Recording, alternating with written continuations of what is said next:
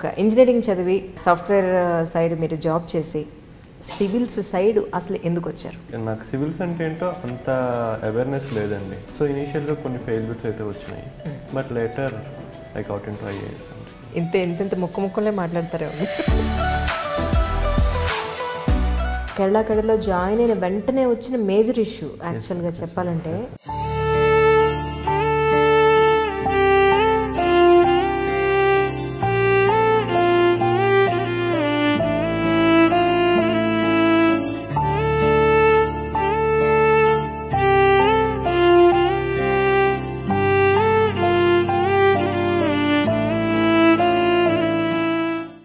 వేరే వాళ్ళైతే చాలా టెన్షన్ పడి ఎలాంటి డెసిషన్ తీసుకుంటే ఏం జరుగుతుందనే ఒక భయంలో ఉంటారు. 2.5 లక్షల ప్రజల్ని కానీ అలాగే వందలలో మూగజీవాలను కూడా కాపాడారు అని చెప్పని నేను విన్నాను. సో ఆ రోజు నైట్ నేను ఫినాన్స్ మినిస్టర్ గారు ఒక మీటింగ్లో ఉన్నాము.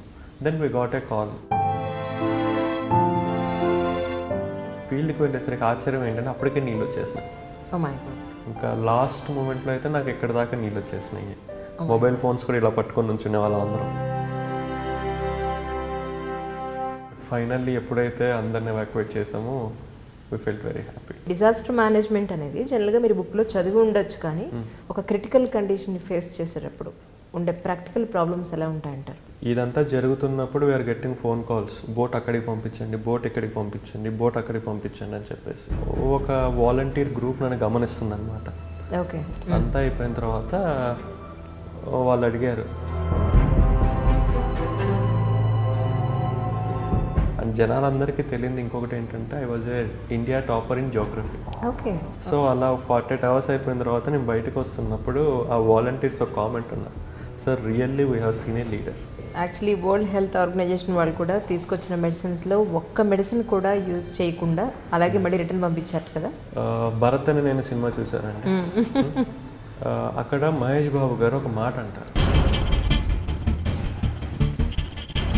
మేము ఇంత ఇదిగా అన్నీ చేయగలిగాము అంటే మా బ్యాక్ బోన్ సపోర్ట్ ఎవరంటే local self government. World health Organization వచ్చి వాళ్ళు కూడా ఆశ్చర్యపోయారు, నిజంగా ఏం రిపోర్ట్ అవ్వలేదు, మీరు దాచిపెడుతున్నారు. There is nothing to hide. So lot of medicines they have taken back. అంటే అక్కడ పంచాయతీరాజ్ సిస్టమ్ కూడా అంత పటిష్టంగా ఉంది అని చెప్పని విన్నానండి నేను. అదే చాలా మందికి కేరళలో ప్రత్యేకతలు ఏంటంటే ఏమీ లేదు. భరత్ అనే నేను మూవీలో ఏవైతే చెప్పారో, ఇట్లా మహేష్ బాబు ఇట్లా ఇట్లా ఇట్లా వేసి చెప్పారో, భరత్ అనే నేను మూవీ మిగతా ఏ స్టేట్ వాళ్ళు చూసినా అబ్బా సూపర్ అంటారు, బట్ కేరళ వాళ్ళు చూస్తే వాట్ ఈస్ దిస్ అంటారు. ఎందుకంటే మీ ఉద్దేశం ప్రకారం మళ్ళీ పాత కేరళగా చూడాలి అంటే కనుక ఇంకా ఎన్ని రోజులు పట్టే అవకాశం ఉందంట? అంటే మీకు చెప్పాలంటే ఒక ఇల్లులు ఉన్న ప్రదేశం ఊహించుకోండి, వాటర్ వచ్చింది, వాటర్ వెళ్ళిపోయిన తర్వాత గ్రౌండ్ మిగిలింది. మరి ఇప్పుడు మళ్ళీ వాళ్ళకి ఇల్లు అది కట్టివ్వాలి అంటే గవర్నమెంట్ మన ఆంధ్ర నుంచే బాహుబలి టీం, రాజమౌళి గారు, శోభు గారు వీళ్ళందరూ కలిసి ఒక 5 ఇల్లు కట్టిస్తున్నారు. అట్లనే రామోజీ గ్రూప్. అసలు ఐడియా ఎలా వచ్చింది మీకు ఫేస్బుక్ని ఇంట్రడ్యూస్ చేయాలని? ఒక డ్యామేజ్డ్ హెల్త్ సెంటర్ ఫోటో తీసి ఒక 3 ఫొటోస్ పెట్టాను. ఫైనల్లీ ఒకళ్ళ దగ్గరికి వెళ్ళింది, వాళ్ళు నాకు ఫోన్ చేశారు, నేను ఈ బిల్డింగ్ని అడాప్ట్ చేసుకోవడానికి రెడీ అయ్యాను. వాళ్ళు ఎవరో కూడా కాదండి, మన ఆంధ్ర తెలంగాణ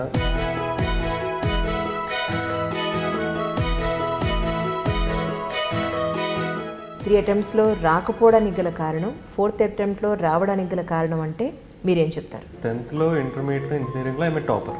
ఓకే. ఆ ఈగోతోనే ఎగ్జామ్ రాశాను, 3 times ఫెయిల్ అయిపోయాను. ఈ రిట్రాస్పెక్ట్ చేసుకుంటే నాలో తప్పులు నాకు ఒకటి కూడా కనిపించలేదు. సరే ఇంకా నాకు అర్థం కాకపోయినా నాలో తప్పులు నా ఫ్రెండ్స్కి ఏమైనా అర్థమవుతాయేమో అని చెప్పేసి ఒక్కొక్కరి ఇంటికి వెళ్ళి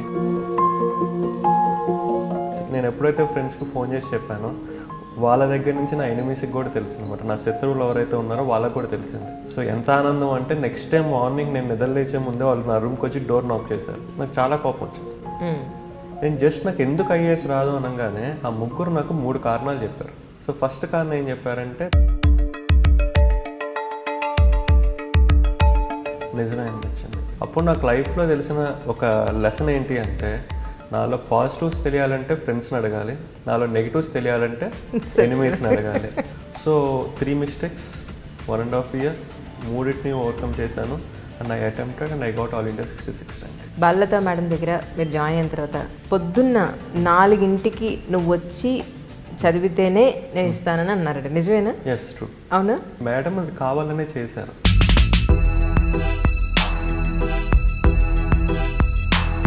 అంటే ఇంటర్వ్యూలో ఏమిటి గారు మీకు ఏమైనా గుర్తుందా? Small funny incident. ఓకే. ఈ ఇంటర్వ్యూస్ ముందు ఏమవుతుందంటే మాక్ ఇంటర్వ్యూస్ అని నడుస్తూ ఉంటాయి అన్నమాట. ఓకే. నేను గుంటూరు జిల్లా నుంచి చెందినవాడిని. గుంటూరు జిల్లా టొబాకోకు ఫేమస్ కదా. అవును. చెప్పేసి ఈవెన్ ఇంటర్వ్యూ చేసే వాళ్ళు కూడా దేవర్ నాట్ దట్ సాటిస్ఫైడ్. అయిపోయిన తర్వాత రేపు ఇంటర్వ్యూ అనగా ఈరోజు సాయంత్రం వెంకటేశ్వర స్వామికి దండం పెట్టుకున్నాను.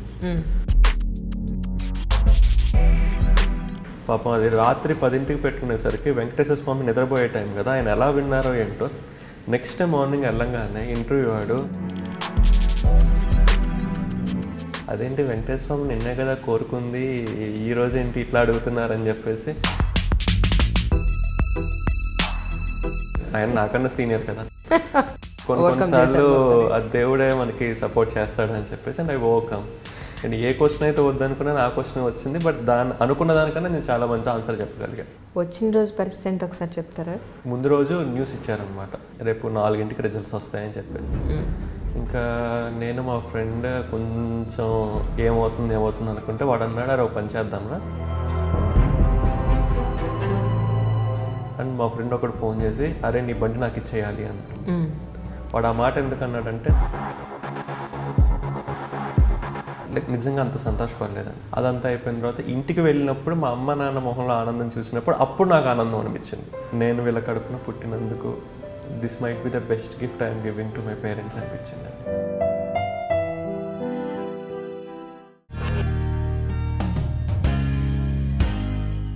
హాయ్ అండి, ఈనాడు దిల్సే విత్ మీ అంజలిలో నా స్పెషల్ గెస్ట్ ఎవరు అంటే కృష్ణతేజ ఐఏఎస్. ఆయన గురించి పెద్దగా మీకు పరిచయం చేయక్కర్లేదని అనుకుంటున్నాను. సో ఆయన విశేషాలు ఆయన మాటలను తెలుసుకుందాం. కృష్ణతేజ గారు నమస్కారం అండి. నమస్కారం. ఎలా ఉన్నారు? ఫైన్ అండి. సో మొన్న బోట్స్కి సంబంధించిన సంబరాల్ని సక్సెస్ఫుల్గా నడిపించారా? ఇట్స్ గ్రాండ్ సక్సెస్ అండి. కదా, గ్రాండ్ సక్సెస్. అంటే మీరు కూడా కేరళ వాసి కాదు కాబట్టి ఇప్పుడంటే కేరళ వాసి అనుకోండి. I think you have enjoyed a lot too. అంతేనంటారా? అంటే I'm a part of that boat race అండి. Exactly. So I'm the secretary of that boat race. So I enjoy to the maximum అండి. ఓకే. ఇంత ముక్కలే మాట్లాడతారేమో మీరు. That's fine. No, just I'm kidding with you. మిమ్మల్ని కాస్త free చేయడానికి మాట్లాడుతున్నాను. That's it. That's fine. Actually మీ మొన్న జరిగిన వరద బీభత్సం గురించి మొదలు పెట్టమంటారా, లేకపోతే మీ కెరీర్ స్టార్ట్ అయినప్పటి నుంచి ప్రహసనం మొదలు పెట్టమంటారా అనేది నా క్వశ్చన్. ఎక్కడి నుంచి స్టార్ట్ చేద్దాం? అంతేనా? Right, fine. ఒక ఇంజనీరింగ్ చదివి ఒక సాఫ్ట్వేర్ సైడ్ మీరు జాబ్ చేసి సివిల్స్ సైడ్ అసలు ఎందుకు వచ్చారు? యాక్చువల్లీ నాకు సివిల్స్ అంటే ఏంటో అంత అవేర్నెస్ లేదండి. ఓకే. ఎస్పెషల్లీ మా ఫ్రెండ్కి మంచి అవేర్నెస్ ఉండేది. వాడు బాగా ఇంట్రెస్టెడ్ అనమాట, ఇట్లా నేను సివిల్స్ చదవాలి అవ్వాలి అని. సో వాడు నన్ను కూడా ఇన్స్పైర్ చేసి లేదు ఇట్లా సివిల్స్ చదువుదాం అని చెప్పేసి ఈ సివిల్ సర్వీస్లోకి తీసుకువెళ్ళాడు. తీసుకెళ్ళినప్పుడు ఇనిషియల్గా కొన్ని ఫెయిల్యూర్స్ అనేవి వచ్చినాయి, ఎందుకంటే was not completely knowing what is civil service అంటే ఏంటి, ఎలా చదవాలి, ఏం చదవాలి, ఈ నాలెడ్జ్ అంతా లేదు. సో ఇనిషియల్గా కొన్ని ఫెయిల్యూర్స్ అయితే వచ్చినాయి, but later I got into IAS అండి. 4 attemptsలో మీకు రాలేదు, 5th attemptలో వచ్చింది. I didn't get in 3 attempts, 4th attemptలో వచ్చింది. సో అంటే ఎక్కడ మీకు వేరియేషన్ ఎక్కడ అనిపించింది? 3 attemptsలో రాకపోవడానికి గల కారణం, 4th attemptలో రావడానికి గల కారణం అంటే మీరేం చెప్తారు? సో యాక్చువల్లీ నేను 10th ఇంటర్మీడియట్లో ఇంజనీరింగ్లో ఐఎమ్ ఏ టాపర్. సో నాకు ఎప్పుడైనా సరే మనకు ఒక 3 సక్సెసెస్ అని వచ్చినాయంటే ఆటోమేటిక్గా తెలియకుండా ఒక చిన్న ఈగో ఉంటుంది, లైక్ మనం బాగా చదువుతామని. ఆ ఈగోతోనే ఎగ్జామ్ రాశాను, 3 times ఫెయిల్ అయిపోయాను. అప్పుడు రిట్రోస్పెక్ట్ చేసుకోవటం మొదలుపెట్టా, ఏంటి నాలో ప్రాబ్లం ఏంటి, నాలో తప్పులు ఏంటి అని చెప్పేసి. ఈ రిట్రోస్పెక్ట్ చేసుకుంటే నాలో తప్పులు నాకు ఒకటి కూడా కనిపించలేదు. ఎన్ని రోజులు రిట్రాస్పెక్ట్ చేసుకున్నా నాకు ఒక్కడు కూడా కనిపించట్లేదు. సరే ఇంకా నాకు అర్థం కాకపోయినా నాలో తప్పులు నా ఫ్రెండ్స్కి ఏమైనా అర్థమవుతాయేమో అని చెప్పేసి ఒక్కొక్కరి ఇంటికి వెళ్ళి అరే నాకు ఐఏఎస్ రావట్లేదు, ఏం తప్పు అయ్యి ఉండొచ్చు నాలో అన్నా. అదంటే నువ్వు బాగా చదువుతావు కదా, నువ్వు చాలా స్మార్ట్గా చదువుతావు, చాలా బాగా గుర్తుంచుకుంటావు కదా, నీకు రాకపోవటం ఏంటి? ప్రతి ఒక్కరు ఇదే రిపీట్ చేస్తున్నారు కానీ ఎవడు నాలో ఇదిరా తప్పు, నీకు ఇంతకని రావట్లేదు అని ఎవడు చెప్పినోడు లేడు. ఇంకా నాకు నాలో తప్పులు అర్థం కావట్లేదు. ఇంకా నేను డిసైడ్ అయిపోయాను, ఇంకా సివిల్స్ మనకి రాకపోవచ్చు, మనం వదిలేసి తిరిగి జాబ్కి వెళ్ళిపోదామని. సో నా ఫ్రెండ్స్ అందరికీ ఫోన్ చేసి చెప్పాను, రిటర్న్ వెళ్ళిపోతున్నాను రా, నేను మ్యాక్సిమం ట్రై చేశాను రాలేదు అని చెప్పేసి. నేను ఎప్పుడైతే ఫ్రెండ్స్కి ఫోన్ చేసి చెప్పానో వాళ్ళ దగ్గర నుంచి నా ఎనిమీస్కి కూడా తెలుసు అనమాట. నా శత్రువులు ఎవరైతే ఉన్నారో వాళ్ళకు కూడా తెలిసింది, ఇట్లా కృష్ణతేజ సివిల్ సర్వీస్ ప్రిపరేషన్ వదిలేసి తిరిగి జాబ్లోకి వెళ్ళిపోతున్నాడు అంటాను. ఇంకా వాళ్ళకి ఎక్కడ లేని ఆనందం. సో ఎంత ఆనందం అంటే నెక్స్ట్ డే మార్నింగ్ నేను నిద్ర లేచే ముందే వాళ్ళు నా రూమ్కి వచ్చి డోర్ నాక్ చేశారు. ఎందుకు అంటే నన్ను వచ్చి కంగ్రాచులేట్ చేయడానికి, నువ్వు మంచి డెసిషన్ తీసుకున్నావు, నీకు ఐఏఎస్ రాదు, నీకు ఐటీ జాబే కరెక్ట్ అని చెప్పేసి. నాకు చాలా కోపం వచ్చింది. అసలు ఇన్ఫ్యాక్ట్ దెబ్బ ముడి కొట్టేద్దాం అనిపించింది వాళ్ళని. బట్ ఒకరితో గొడవ దేనికి అన్నెసరీ అని చెప్పేసి నేను మౌనంగా ఉన్నాను. మాట్లాడుతున్నాను. మళ్ళీ రెండోసారి కూడా అన్నారు, నీకు ఐఏఎస్ రాదురా, నువ్వు మంచి పని చేసావు. అప్పుడు నేను క్వశ్చన్ చేశాను, సరేరా నాకు ఐఏఎస్ రాదు, కానీ నన్ను ఒక క్వశ్చన్ అనేది బాగా ఇబ్బంది పెడుతుంది. అదేంటి అంటే నాకు ఎందుకు ఐఏఎస్ రాదు. నేను జస్ట్ నాకు ఎందుకు ఐఏఎస్ రాదు అనగానే ఆ ముగ్గురు నాకు 3 కారణాలు చెప్పారు. సో ఫస్ట్ కారణం ఏం చెప్పారంటే, తేజ ఐఏఎస్లో 2000+ మార్క్స్ మన రిటర్న్ ఎగ్జామ్ ఉంటుంది, నీ హ్యాండ్ రైటింగ్ అంత బాగోదు, అది నీ ఫస్ట్ రీజన్ అన్నారు. నిజమే అనిపించింది. అవునా, రైటింగ్ అంత బాగోదండి. సెకండ్ ఏంటి అన్న, మన ఐఏఎస్లో ఒక ఫ్లవరీ లాంగ్వేజ్తో రాయాలి, నువ్వు పాయింట్ వైజ్ రాస్తావు, first point, second point, third point అని పారాగ్రాఫ్ లాగా రాసి చదివేవాడికి ఒక ఫ్లో ఉండాలి, ఒక చిన్న కథ చదువుతున్నట్లు ఉండాలి, అది నీకు రాదు అన్నారు. నిజమే అనిపించింది. నిజమే అనిపించడం కదా, నిజమే. థర్డ్ ఏంటి అన్న, నువ్వు ఏదైనా అడిగిందని సమాధానం చెప్తావు, ఊరుకుంటావు, అందులో చాలా షార్ట్లో ఫ్రాంక్గా చెప్పేస్తావు, you have to be more diplomatic and convincing, నీకు అది రాదు అన్నారు. నిజమే అనిపించింది. ఆ 3 చెప్పేసి ఎనీవేరా కంగ్రాచులేషన్స్ అని చెప్పేసి వాళ్ళు వెళ్ళిపోయారు. నేను తలుపు వేసుకొని ఒకసారి కూర్చొని ఎక్కడో తెలియని ఆనందం. అంటే నాలో తప్పులు నేను వెతుక్కోలేకపోయాను, నా స్నేహితులు ఐడెంటిఫై చేయలేకపోయారు, నా శత్రువులు మాత్రం ఐడెంటిఫై చేయగలిగారు. అప్పుడు నాకు లైఫ్లో తెలిసిన ఒక లెసన్ ఏంటి అంటే, నాలో పాజిటివ్స్ తెలియాలంటే ఫ్రెండ్స్ని అడగాలి, నాలో నెగిటివ్స్ తెలియాలంటే ఎనిమీస్ని అడగాలి. అండ్ ఎప్పుడైతే నాకు ఈ 3 మిస్టేక్స్ తెలిసినాయో, I started preparing for handwriting. Handwriting రోజుకి 2 hours రాసేవాడిని.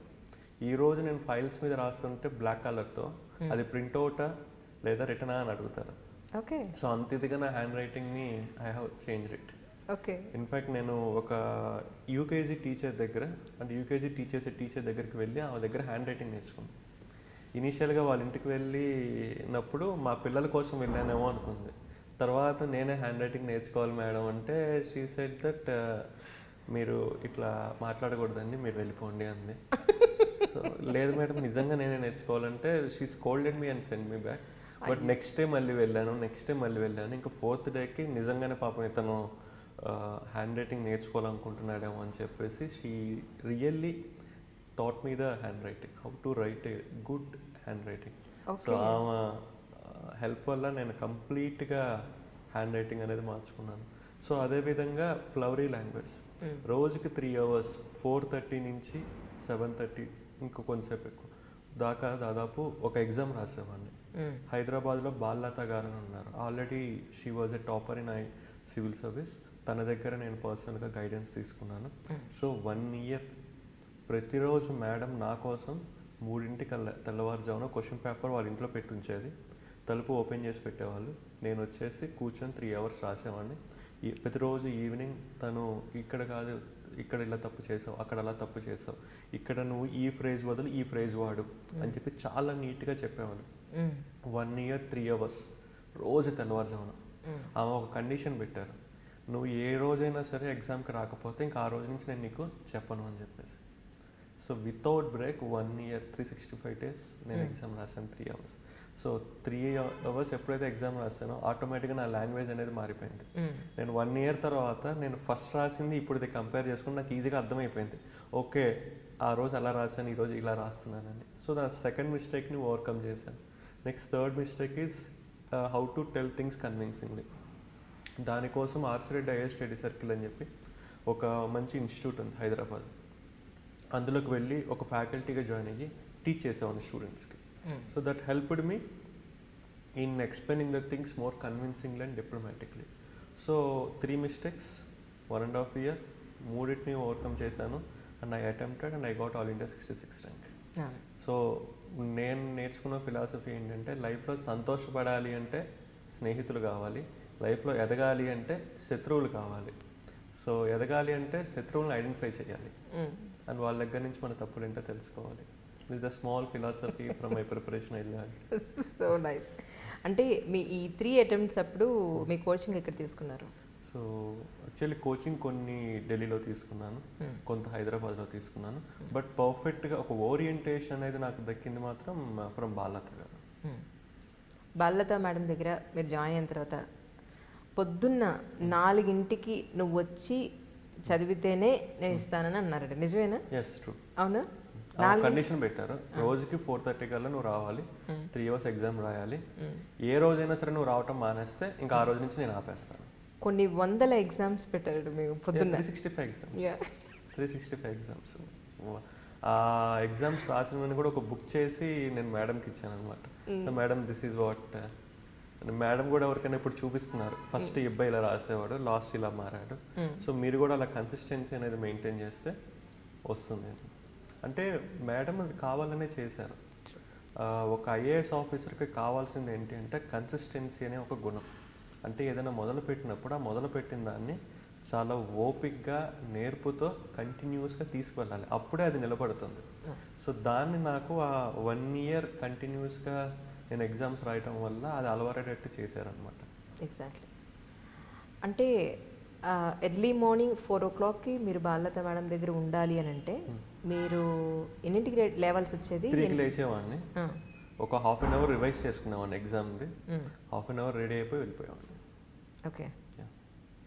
సో ఈరోజు మీరు సివిల్స్ సాధించారు, ఒక ఐఏఎస్ అయ్యారు అని అంటే ఆ క్రెడిట్ గోస్ టు అని అంటే ఎవరి పేరు చెప్తారు? ఆబ్వియస్లీ అండి, first is mummy, daddy and sister, and then is to Balatha గారు, then is to my friend Hariprasad, and next is to my cousin Narendranath.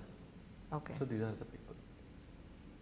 So అంటే మీరు కేరళ క్యాడర్కి మీరు యాక్చువల్లీ అది 11th option 12th option మీరు పెట్టుకున్నట్టున్నారు? లేదండి, it's my 6th option. 6th option. So అంటే మీకు అక్కడ రావడానికి గల కారణం ఏంటంటే 66 గ్రేడ్ అంటే it's not a small thing actually, below 100 వచ్చింది. బట్ ఆ టైంలో ఏంటంటే ఓపెనింగ్స్ తక్కువగా ఉన్నాయండి. సో దానివల్ల ఏంటంటే ఐ గాట్ కేరళ అనమాట. Okay. But it's a good cadre. Yeah, definitely, డౌటే ఉంది అందులో మీకు. అంటే ఇంటర్వ్యూలో ఏమిటి గారు మీకు ఏమైనా గుర్తుందా? యా, ఇంటర్వ్యూలో I have a small funny incident. Okay. ఈ ఇంటర్వ్యూస్ ముందు ఏమవుతుందంటే మాక్ ఇంటర్వ్యూస్ అని నడుస్తూ ఉంటాయి అన్నమాట. ఓకే. నేను హైదరాబాద్లో ఒక మాక్ ఇంటర్వ్యూకి వెళ్ళాను. నేను గుంటూరు జిల్లా నుంచి చెందినవాడిని. సో ఆ ఇంటర్వ్యూ అంతా ఏం జరిగిందంటే, గుంటూరు జిల్లా టొబాకోకు ఫేమస్ కదా.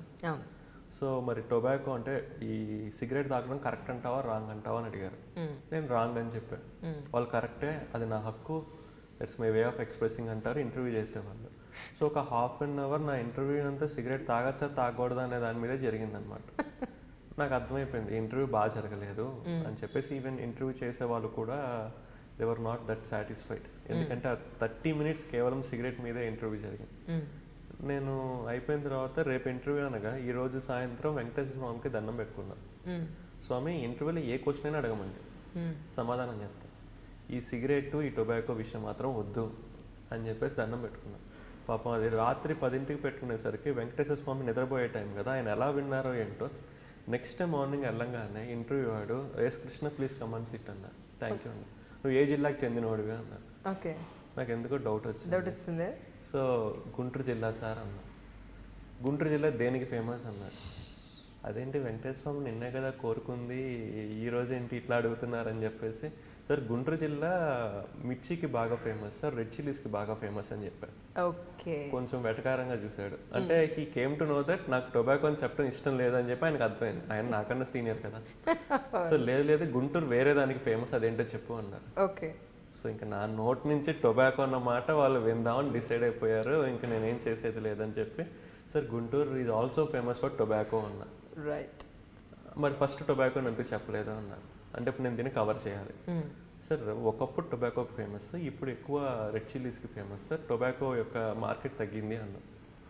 ఓకే సరే, అయితే నువ్వు గుంటూరు జిల్లా కదా, గుంటూరులో చాలామంది పొగాకు రైతులు ఉన్నారు కదా, నువ్వే గనక గుంటూరు జిల్లా కలెక్టర్ అయితే ఈ పొగాకును నిషేధిస్తావా ప్రమోట్ చేస్తావా అని అడిగారు.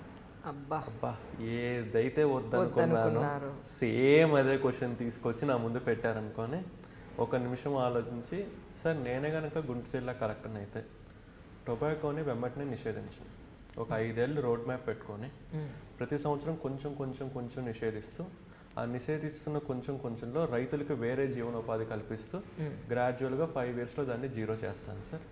అండ్ అదే టైంలో పొగాకు తాగే వాళ్ళకు కూడా రీహాబిలిటేషన్ ప్రొవైడ్ చేస్తూ ఉంటాను. ఈ రెండింటిని ప్యారలల్గా తీసుకువెళ్తే కనుక మనం దాన్ని సస్టైనబుల్గా చేయొచ్చు. సడన్గా రేపు వచ్చేసి నేను గుంటూరు జిల్లా కలెక్టర్ అయ్యాను, టొబాకోని ఆపేస్తాను అంటే అది చాలా కౌంటర్ ప్రొడక్టివ్ అవుతుంది, చాలా లైవ్లీహుడ్ నష్టపోతాము. సో అందుకని ఫేజ్ వైజ్గా మారుస్తాను అన్న. సో ఎందుకు నేను ఈ సమాధానం చెప్పానో తెలియదు, బట్ ఈ సమాధానంలో వాళ్ళకేం కనిపించిందంటే ఒక మెచ్యూరిటీ. అంటే వీడు ఎడహాక డెసిషన్ తీసుకోడు, ఊరికే చేతిలో పవర్ ఉంది కదా అని చెప్పి ఇష్టం వచ్చినట్టు చేసాడు, ఆలోచిస్తాడు అన్న ఫీలింగ్ అనేది నేను 5గురిలో చూశాను అనమాట. సో దట్ ఈస్ వాట్ అప్పుడు అనిపించింది కొన్నిసార్లు ఆ దేవుడే మనకి సపోర్ట్ చేస్తాడు అని చెప్పేసి. And I overcome. నేను ఏ క్వశ్చన్ అయితే వద్దనుకున్నాను ఆ క్వశ్చన్ వచ్చింది, బట్ అనుకున్న దానికన్నా నేను చాలా మంచి ఆన్సర్ చెప్పగలిగాను. ఓకే ఓకే, అదొకటి. అది కాకుండా ఇంకేం అడిగారు మిమ్మల్ని? అంటే చాలా మంది ఎదురు చూస్తున్నారండి ఫైనల్ ఇంటర్వ్యూలో ఏం అడుగుతున్నారు, వీళ్ళు ఎలా చదివారు. There is one more incident.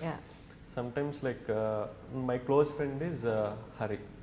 Okay, especially in preparation ఇంకా ఎలా ఉండేదంటే మేము పొద్దున్నే లేవగానే కలిసి జాగింగ్కి వెళ్ళేవాళ్ళం, కలిసి బ్రేక్ఫాస్ట్, తర్వాత మళ్ళీ రెడీ అయిపోయిన తర్వాత కలిసి చదువుకునే వాళ్ళం. తన జాబ్ చేసుకునేవాడు, నేను ప్రిపరేషన్ చేసుకునేవాడిని, మళ్ళీ ఈవినింగ్ వెళ్ళాం. సో ఎప్పుడు కలిసినా సరే we use to discuss. I will tell a small example అండి. ఒకరోజు బైక్ మీద నీలోఫర్ కేఫ్కి టీకి వెళ్తున్నాం. ఓకే, మై ఫ్రెండ్ వెనకాల కూర్చొని భుజం మీద ఇలా చేపెట్టి, అరే నాకెందుకో నీకు లీక్ వాన్యూ మీద క్వశ్చన్ అడుగుతారేమో అనిపిస్తుందిరా, నువ్వు చదువుకో అన్నారు. ఆయన ఎవరు అన్నారు. మొన్న చనిపోయారు కదా సింగపూర్ ఫార్మర్ ప్రైమ్ మినిస్టర్, నువ్వు చదువుకోరా, నాకు ఎందుకో తెలియదు అనిపిస్తుంది అన్నారు. నాకేంటంటే ఒకటి తెలియంది ఏదైనా విషయం నేను ఈరోజు కనుక వింటే ఈవినింగ్ వెళ్ళి నోట్స్ రాసుకుంటా. Okay, so I will make a notes of the entire thing. So ఆ రోజు నైట్ 11 అట్లా వెళ్ళి లీక్ వాన్యూ మీద ఒక నోట్స్ రాసుకున్నాను. ఓకే, సో ఇంటర్వ్యూ అంతా అయిపోయి లాస్ట్లో ఒక బాగా సీనియర్ అతను, ఒక 75 years ఉంటాయి, అతను, mister Krishna, I'm going to ask you the toughest question, if you know tell us, if you doesn't know keep white and go. So అప్పటిదాకా బాగా ఇంటర్వ్యూ చేశాను అన్న ఒక ఫీలింగ్ వల్ల ఆయన ఎప్పుడైతే వచ్చేసి నేను టఫెస్ట్ క్వశ్చన్ అడుగుతున్నా అన్నారు, సడన్గా ఆ కాన్ఫిడెన్స్ అంతా లోక్ అయిపోయి I was waiting what is the question, okay, who is లీక్ వాన్యూ అన్నారు.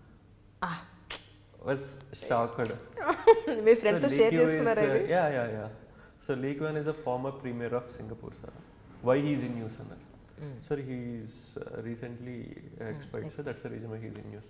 What is his greatness అన్నారు. సార్ ఆయన సింగపూర్ని ఈ విధంగా డెవలప్ చేశారు, ఒక పేదరికం నుంచి ధనిక దేశంగా మార్చారు. ఎలా మార్చారు సార్? ఇనిషియల్గా ఆయన పోర్ట్ని డెవలప్ చేశారు, టూరిజంని, ఫినాన్షియల్ హబ్స్ని, స్టార్టప్స్ని, అట్లా అన్నిటిని డెవలప్ చేసుకుంటూ వచ్చి ఈరోజు సింగపూర్ని ఒక ధనిక దేశంగా మార్చారు. మరి ఆయనలో ఉన్న నెగిటివ్స్ ఏంటి అన్నారు. సార్ ఈ క్రమంలో మీడియాని బాగా అణిచివేశారు, పీపుల్ యొక్క ఫ్రీడాన్ని కొంచెం అణిచివేశారు, అది ఆయనలో ఉన్న నెగిటివ్స్ అన్నారు. Okay then Teja, very good, తీసుకో అంటే ఆయన కష్టమైన క్వశ్చన్ అడుగుతా అని చెప్పి ఆ క్వశ్చన్లో కూడా మళ్ళీ సబ్ క్వశ్చన్స్ కూడా నేను ఆన్సర్ చేయగలిగాను. నోట్స్ ప్రిపేర్ చేసుకోవడం వల్ల, అంటే లైక్ ఒక కాన్సెప్ట్ని సమగ్రంగా చదవటం వల్ల. So I was very happy. బయటకు రాగానే మా ఫ్రెండ్ నాతో పాటే ఉన్నారు, సో అతనికి చెప్పానమాట, సో ఇలా జరిగిందని. And I called my mom and told that I'm going to be in service. ఏదో వస్తుందో తెలియదమ్మా, బట్ ఈసారి మాత్రం నేను సర్వీస్లో ఉంటున్నాను అని చెప్పాను. అని చెప్పి అమ్మ నువ్వు నాన్నకు కానీ ఎవరికి చెప్పొద్దు, మళ్ళీ వాళ్ళు ఆశలు పెట్టుకుంటారు, మళ్ళీ ఒకవేళ రాకపోతే ఇబ్బంది అవుతుంది, బట్ నాకు ఈసారి మొత్తం సర్వీస్ వస్తుంది మా అన్న. So I got service that time. తర్వాత ఎన్ని రోజులకి ఎంట్రీ అయిన తర్వాత ఎన్ని రోజులకి రిజల్ట్ వచ్చింది? June 4th is my interview and July 2nd is the results. Okay, వచ్చిన రోజు పరిస్థితి ఒకసారి చెప్తారా? సో యాక్చువల్లీ అగైన్ ముందు రోజు న్యూస్ ఇచ్చారనమాట, రేపు రిజల్ట్స్ వస్తున్నాయి, రేపు 4ంటికి రిజల్ట్స్ వస్తాయని చెప్పేసి. ఇంకా నేను మా ఫ్రెండ్ కొంచెం ఏమవుతుంది అనుకుంటే వాడు అన్నాడు, అరే పని చేద్దాంరా, మన ఇద్దరం కలిసి సినిమాకి వెళ్దాము, ఓకే సినిమా మధ్యలో ఉన్నప్పుడు రిజల్ట్స్ వస్తాయి, సో దట్ ఏదైతే అది అయింది అన్న. ఓకే, సో నేను వాడు జీవీకేకి వచ్చి బండి పెట్టేసి సినిమా టికెట్ పెట్టడానికి ఇట్లా పెట్టాము. ఓకే, అండ్ మా ఫ్రెండ్ ఒకడు ఫోన్ చేసి అరే నీ బండి నాకు ఇచ్చేయాలి అన్నాడు. వాడు ఆ మాట ఎందుకు అన్నాడంటే నాకు వాడికి ఒక పందెం ఉంది, నాకు 100 లోపల ర్యాంక్ వస్తే నా బుల్లెట్ వాడికి ఇచ్చేస్తానని చెప్పేసి. అయ్యో, ఓకే. సో అదేం పందెంగా సరండి, అతను మీకు ఇచ్చేది పోయి మీరు ఇచ్చేస్తారు. యాక్చువల్లీ నా మీద నాకు నమ్మకం లేనప్పుడు వాడికి ఉండేదండి. ఓకే, ఒకరోజు బైక్ మీద వెళ్తున్నప్పుడు నేను ఏమవుతుందో అని అంటే నీకు ఈసారి 100 లోపల వస్తుందని అన్నాడు. నాకు నా మీద నమ్మకం లేదురా, 100 లోపల వస్తుందంటే నాకుందిరా నీకు 100 లోపల వస్తుంది. అట్లా డిస్కషన్ అయ్యి పందెమా అన్నాడు. పందెం అన్నాడు. ఏంటి అన్నాడు. ఈ బండి అన్నాడు. ఓకే అన్నాడు. సో వాడు ఆ రోజు ఫోన్ చేశారే నీ బైక్ నాకు ఇవ్వాలి అన్నాడు. I was shocked. అంటే నాకు 100 లోపల వచ్చింది, కన్ఫర్మ్ అయిపోయింది మీకు. ఓకే. సో ఎంత ర్యాంక్ అంటే గెస్ చేయి అన్నాడు. ఐ కాన్ గెస్ అన్నా. 66 అన్నాడు. Okay. So I was shock. ఎగిరి గెలిచేసారు ఒకసారి. లైక్ నిజంగా అంత సంతోషపడలేదండి. షాక్ అయ్యాను, హ్యాపీగా ఫీల్ అయ్యాను. అమ్మకు ఫోన్ చేసి చెప్పాను, నాన్నకు ఫోన్ చేసి చెప్పాను, అక్కకు ఫోన్ చేసి చెప్పాను, మేడంకి బాలత్త గారికి ఫోన్ చేసి చెప్పాను. అదంతా అయిపోయిన తర్వాత ఇంటికి వెళ్ళినప్పుడు మా అమ్మ నాన్న మొహంలో ఆనందం చూసినప్పుడు అప్పుడు నాకు ఆనందం అనిపించింది. నాకు ర్యాంక్ వచ్చినప్పుడు అంతేం అనిపించలేదు, ఎందుకంటే after 3 years I'm getting rank. నాకు ముందు నుంచే తెలుసు ఈసారి వస్తుందని చెప్పేసి. బట్ అమ్మ నాన్న మొహంలో సంతోషం చూసినప్పుడు మాత్రం రియల్లీ నేను వీళ్ళ కడుపున పుట్టినందుకు this might be the best gift I'm giving to my parents అనిపించిందండి. Okay, so nice. యాక్చువల్లీ ఎందుకు అడుగుతున్నానంటే ప్రతి మనిషి జీవితంలోనూ ఐఏఎస్ లేదా ఒక సివిల్ సర్వెంట్ అవ్వడం అనేది ఒక గొప్ప కళ. అందరికీ అంత ఈజీగా దొరికేది కాదు. ఒక మాటలో చెప్పాలంటే ఎవరికో ఒకళ్ళకో సింగిల్ అటెంప్ట్లో, ఫస్ట్ అటెంప్ట్లో, సెకండ్ అటెంప్ట్లో దొరికేది. అంత కష్టపడి సంవత్సరం పొడవునా కష్టపడి ఎన్నో ఆశలు పెట్టుకొని చాలా త్యాగాలు దానికోసం, entertainment, enjoyment, friends, parties, everything అన్నీ పక్కన పెట్టి దీనికోసమే ఇది అచీవ్ చేసేంత వరకు అంత ఫోకస్డ్గా ఉన్న ఫైనల్ క్షణాన ఎలా ఉన్నారనేది ప్రతి ఒక్కరిని అడుగుతున్నాను. యాక్చువల్లీ ఎన్నాళ్ళు అయింది ఇప్పటికి మీరు సర్వీస్లో జాయిన్ అయ్యి? 2015 బ్యాచ్ అండి. 2015 July 4th ర్యాంక్ వచ్చింది. ఓకే. సో September 7th 2015 నాకు ఐఏఎస్ కన్ఫర్మేషన్ వచ్చింది. Okay. So this is 3 years complete, 4th yearలో ఉన్నానండి. ఆ 3 yearsలో 2 years నాకు training, 1 year as sub collector I worked in LFD అండి. అవునండి. సో అంటే ఇక్కడ మీరు ఏమనుకోకపోతే ఒక క్వశ్చన్ అడుగుతారు, ఓపెన్గా చెప్తారనుకుంటున్నాను. సివిల్స్ పాస్ అయిపోయిన తర్వాత, అచీవ్ చేసేసిన తర్వాత చాలామంది ఇన్స్టిట్యూషన్స్ మా దగ్గర చదువుకున్నామని చెప్పండి, మేము మీకు ఇంత అమౌంట్ ఇస్తామని సివిల్ సర్వెంట్స్ అయిన వాళ్ళని ఒక బిజినెస్ పరంలో వాళ్ళు ఒకలాంటి ట్రాప్లోకి తీసుకెడుతున్నారండి. మీ దగ్గరికి ఎవరైనా వచ్చారు అలాగా? మా ఇన్స్టిట్యూట్ పేరు చెప్పండి, మా దగ్గర తీసుకున్నామని, మీకు ఇంత ఇస్తాము. రియల్లీ టెల్లింగ్ లేదండి. Okay. No one has come forward like that. నేను చదివింది ఆర్సీ రెడ్డిలో అండ్ బాలలత గారి దగ్గర, వాళ్ళిద్దరే క్లెయిమ్ చేసుకున్నారు. నన్ను ఎవరు అడిగినా సరే నేను ఈ 2 ఇన్స్టిట్యూషన్స్. ఆర్సీ రెడ్డిలో ఏం చదివారు మీరు? నేను చదవలేదండి యాక్చువల్. ఆర్సీ రెడ్డిలో కోచింగ్ ఏం తీసుకోలేదు, బట్ అక్కడ ఉన్న లెక్చరర్స్ అంతా నాకు హెల్ప్ చేశారు. ఓకే. సో కాబట్టి నేను indirectly I'm student of that. Exactly. Maybe నేను క్లాస్లో కూర్చోకపోయినా అక్కడ హిస్టరీ చెప్పేవాళ్ళు కానివ్వండి, పబ్లిక్ అడ్మినిస్ట్రేషన్ చెప్పేవాళ్ళు కానివ్వండి, వీళ్ళందరూ నాకు సహాయం చేశారు. సో యూజువల్లీ ఆర్సీ రెడ్డి గారు క్లెయిమ్ చేసుకున్నారు అండ్ బాలలత గారు క్లెయిమ్ చేసుకున్నారు, అంతే. No one has asked. Okay. Okay. అంటే మీ ఇంట్లో వాళ్ళు అనలేదా ఇదేంట్రా ఏపీ కానీ లేకపోతే తెలంగాణ కానీ ఇక్కడ దగ్గరలో ఏదైనా వస్తుందేమో, ఎక్కడో కేరళలో వేసేసారు అని ఏమనలేదా? In fact my father is very happy అండి. అవునా? Like I have a small incident. 2011లో మా అల్లుడిది అన్నప్రాసన. ఓకే. మేనల్లుడిది. గురువాయూరు వెళ్ళాము. ఓకే. అక్కడ ఎవరో చెప్పారు మా అమ్మకి, అక్కడ ఒక ప్రదక్షిణ చేసి ఏమైనా కోరుకుంటే కనుక జరుగుతాయని. నేను దేవుణ్ణి నమ్ముతా కానీ దేవుణ్ణి గుడ్డిగా నమ్మను. అక్కడ కోరుకుంటే జరుగుతాయి, కోరుకుంటే మాత్రమే జరుగుతాయి అన్న ఒక అభిప్రాయం అయితే నాకు ఉండదండి.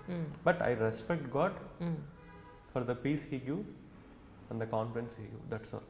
బట్ ఆ రోజు మా అమ్మ మా అక్క ఆ మాట వినంగానే, అక్కడ ఒక బ్రాహ్మణుడు ఈ మాట చెప్పంగానే, నువ్వు ప్రదక్షిణ చేయి, నువ్వు కోరుకో, నువ్వు ప్రదక్షిణ చేయి, నువ్వు కోరుకొని నన్ను బాగా బలవంత పెట్టాను. సరే ఇంక వీళ్ళిద్దరు చెప్తున్నారు కదా అని చెప్పేసి ఒక ప్రదక్షిణ చేసి కోరుకున్నాను, స్వామి నాకు ఐఏఎస్ వచ్చేటట్లు చూడు స్వామి, give me confidence and strength to give IAS అని. ఇంకా దాని తర్వాత నేను ఎక్కడ కోరుకోలేదు. కరెక్ట్గా 4 years తర్వాత నేను సివిల్స్లో సెలెక్ట్ అయ్యాను, ఐఏఎస్ వచ్చింది అండ్ కేరళ క్యాడర్ వచ్చింది. నా first posting is Guruvayur, that is Thrissur. So and మా నాన్నగారు ప్రతి ఇయర్ శబరిమలకి వెళ్ళేవాళ్ళు. So the next most visited state in my family is Kerala. Exactly. So everyone was very happy with it. మీరు ఏ లాంగ్వేజ్లో రాశారు ఎగ్జామ్? ఇంగ్లీష్ అండి. English complete English. అంటే ఇప్పుడు తెలుగు ఆప్షన్ కూడా వచ్చింది కదా, సో అందుకని మీ అప్పుడు comfortable more in English than in Telugu. అంటే తెలుగు రాస్తానండి, బట్ ఇక్కడ ఏమవుతుందంటే అండి, మనం ఒక మినిట్కి 30 నుంచి 35 words రాయాలి. మనం చిన్నప్పటి నుంచి ఇంగ్లీష్ మీడియం చదువుకున్నట్టు వల్ల ఏమవుతుందంటే ఇంగ్లీష్ కొంచెం ఫాస్ట్గా రాస్తాము దాని తెలుగు. సో అందుకని చెప్పి నేను ఇంగ్లీష్లోనే రాస్తానండి complete. And my option is geography. Okay. అంటే సివిల్ సర్వీసెస్లోకి లేదా సివిల్ సర్వెంట్ అవ్వాలి అనే ఆస్పిరెంట్స్కి మీరు ఏం చెప్తారు? ఎగ్జామ్కి ఎలా ప్రిపేర్ అవ్వాలి అనేది స్టేజ్ వైజ్ ఎలా చెప్తారు? Like only one thing I will tell అండి, don't see failure as a failure. Okay. See failure as an opportunity to learn more about you. Because success never teach you any lesson. Only failure teaches you lesson. With that lesson, you can retrospect and you can come out. That is only thing. చాలా మంది ఏం చేస్తారంటే ఫెయిల్యూర్ని failure లాగా చూస్తారు. Failure అయిపోతే ఏంటి, నా జీవితం ఏంటి అనుకుంటారు. But be happy when you get failed, because it is the only opportunity to come to know your negatives. That's the only thing I tell to my juniors. మీరు సివిల్ సర్వెంట్ అయిన తర్వాత మీ ఎక్కడెక్కడైతే ఇన్స్టిట్యూట్స్కి వెళ్ళారో వాళ్ళందరినీ వెళ్ళి కనిపించారా? యా షూర్ అండి, కనిపించాను.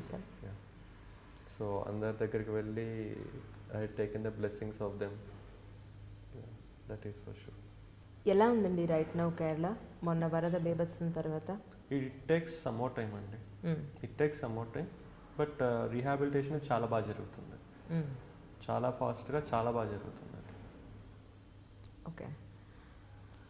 అంటే మీరు అక్కడ కేరళలో జాయిన్ అయిన వెంటనే వచ్చిన మేజర్ ఇష్యూ యాక్చువల్గా చెప్పాలంటే, వేరే వాళ్ళైతే చాలా టెన్షన్ పడి ఎలాంటి డెసిషన్ తీసుకుంటే ఏం జరుగుతుందనే ఒక భయంలో ఉంటారు. అఫ్కోర్స్ ఆ టైంలో కొంతమంది ఆంధ్ర అబ్బాయి కేరళ గురించి ఏం తెలుసు అన్న పాయింట్లో కూడా కొన్ని కామెంట్స్ వచ్చాయని చెప్పని విన్నాను. అయినా కూడా ఎంతో సక్సెస్ఫుల్గా 4.5 hours 2.5 lakh మనుషుల్ని 48 hours 2.5 లక్షల ప్రజల్ని కానీ అలాగే మూగజీవాలని కానీ కొంతమంది వందలలో మూగజీవాలను కూడా కాపాడారు అని చెప్పని నేను విన్నాను. సో అంటే ఆ టైంలో పర్టికులర్గా సిచ్యువేషన్ ఇది. నేను రీసెంట్గా ఇక్కడికి వచ్చాను, కొన్ని ఆల్రెడీ మీ మీద కొన్ని బాణాలు ఎక్కుపెట్టున్న మాటలు అవి చూసి మీ మెంటల్ కండిషన్ ఎలా ఉండింది ఆ రోజు? మీరు ఎలాంటి డిసిషన్ తీసుకున్నారు? Typical IAS officer. Okay. Typical IAS officer ఎలా ఉంటాడంటే ఎవడు మాట వినడు, వాడు అనుకున్నది చేస్తాడు, కింద వాళ్ళ చేత బలవంతంగా అయినా సరే బుల్డోజ్ చేసి చేయిస్తాడు. I behave like a typical IAS officer అండి. And I have the support of the finance minister sir also. So the honourable finance minister is also the local MLA. Okay. So ఆ రోజు night నేను finance minister గారు ఒక మీటింగ్లో ఉన్నాము. Then we got a call, ఇట్లా surrounding ఏరియాస్లో water level rise అయింది అని చెప్పేసి. Then we decided that we have to evacuate. అప్పుడు అందరినీ పిలిచి ఒక మీటింగ్ పిలిచాం, ఇట్లా ఎవాక్యువేట్ చేద్దామంటే కొంతమంది సార్ అది కామనే సార్, అక్కడే ఎవ్రీ ఇయర్ వస్తూనే ఉంటుంది అని చెప్పి, కొంతమంది సార్ అది ఎలా కుదురుతుంది, రోడ్డు రైల్వే లేదు కదా అని చెప్పేసి. And they started criticising me also. అంటే లైక్ అందరూ కాదండి, ఒకళ్ళిద్దరు, సమ్ పీపుల్. బట్ నాకు మినిస్టర్ గారికి అందరికీ ఒక క్లారిటీ ఉంది, మనం ఎవాక్యువేట్ చేయించాలి అని చెప్పేసి. సో నైట్ దాదాపు 2:33 దాకా ఒక ప్లానింగ్ చేసుకున్నాము, ఎక్కడెక్కడ బోట్లు పెట్టాలి, ఎక్కడెక్కడి నుంచి బోట్స్ తీసుకురావాలి, ఫస్ట్ ఎక్కడికి పంపించాలి, సెకండ్ ఎక్కడికి పంపించాలని. అండ్ జస్ట్ 3కో 2:30కో నేను 3కి అనుకుంటానండి ఇంటికి వెళ్ళేసి నా వైఫ్కి చెప్పాను, నేను కొంచెం లేట్గా వస్తాను, 2-3 డేస్ తర్వాత వస్తాను, నువ్వు మాత్రం బాబుని జాగ్రత్తగా చూసుకో, ఏమైనా అవసరం అయితే కనుక వీళ్ళకి ఫోన్ చెయ్యి అని చెప్పేసి. సో నేను ఫీల్డ్కి వెళ్ళాను 5ంటికి. ఫీల్డ్కి వెళ్ళేసరికి ఆశ్చర్యం ఏంటంటే అప్పటికే నీళ్ళు వచ్చేసినాయి. సో అక్కడికే నా మోకాళ్ళ దాకా నీళ్ళు వచ్చేసినాయి. So then we started sending the boats.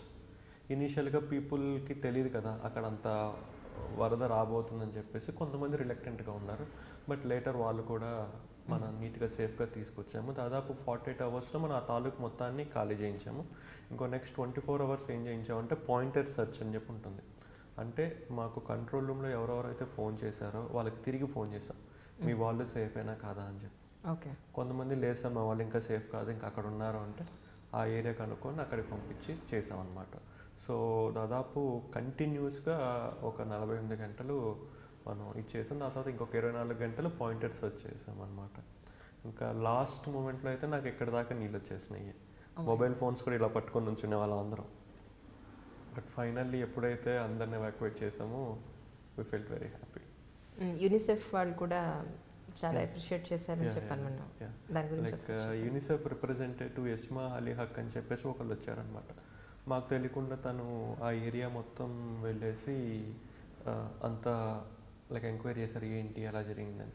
So తను నన్ను కలవటానికి నా ఆఫీస్కి వచ్చి అప్రిషియేట్ చేసి వెళ్ళారు. ఏమన్నారంటే లైక్ 2.5 లక్షల మందిని కాపాడటం ఒక ఎత్తు అయితే, అది కేవలం బోటు మార్గాన కాపాడటం రెండో పెద్ద ఇది. మూడోది అది ఇంపార్టెంట్ ఏంటంటే ఇంతమందిని కాపాడినా ఒకళ్ళు చనిపోలేదు, ఒక పిల్లవాడు కూడా తల్లి దగ్గర నుంచి తండ్రి దగ్గర నుంచి వేరుపడలేదు, ఒక పిల్లవాడు కూడా చనిపోలేదు.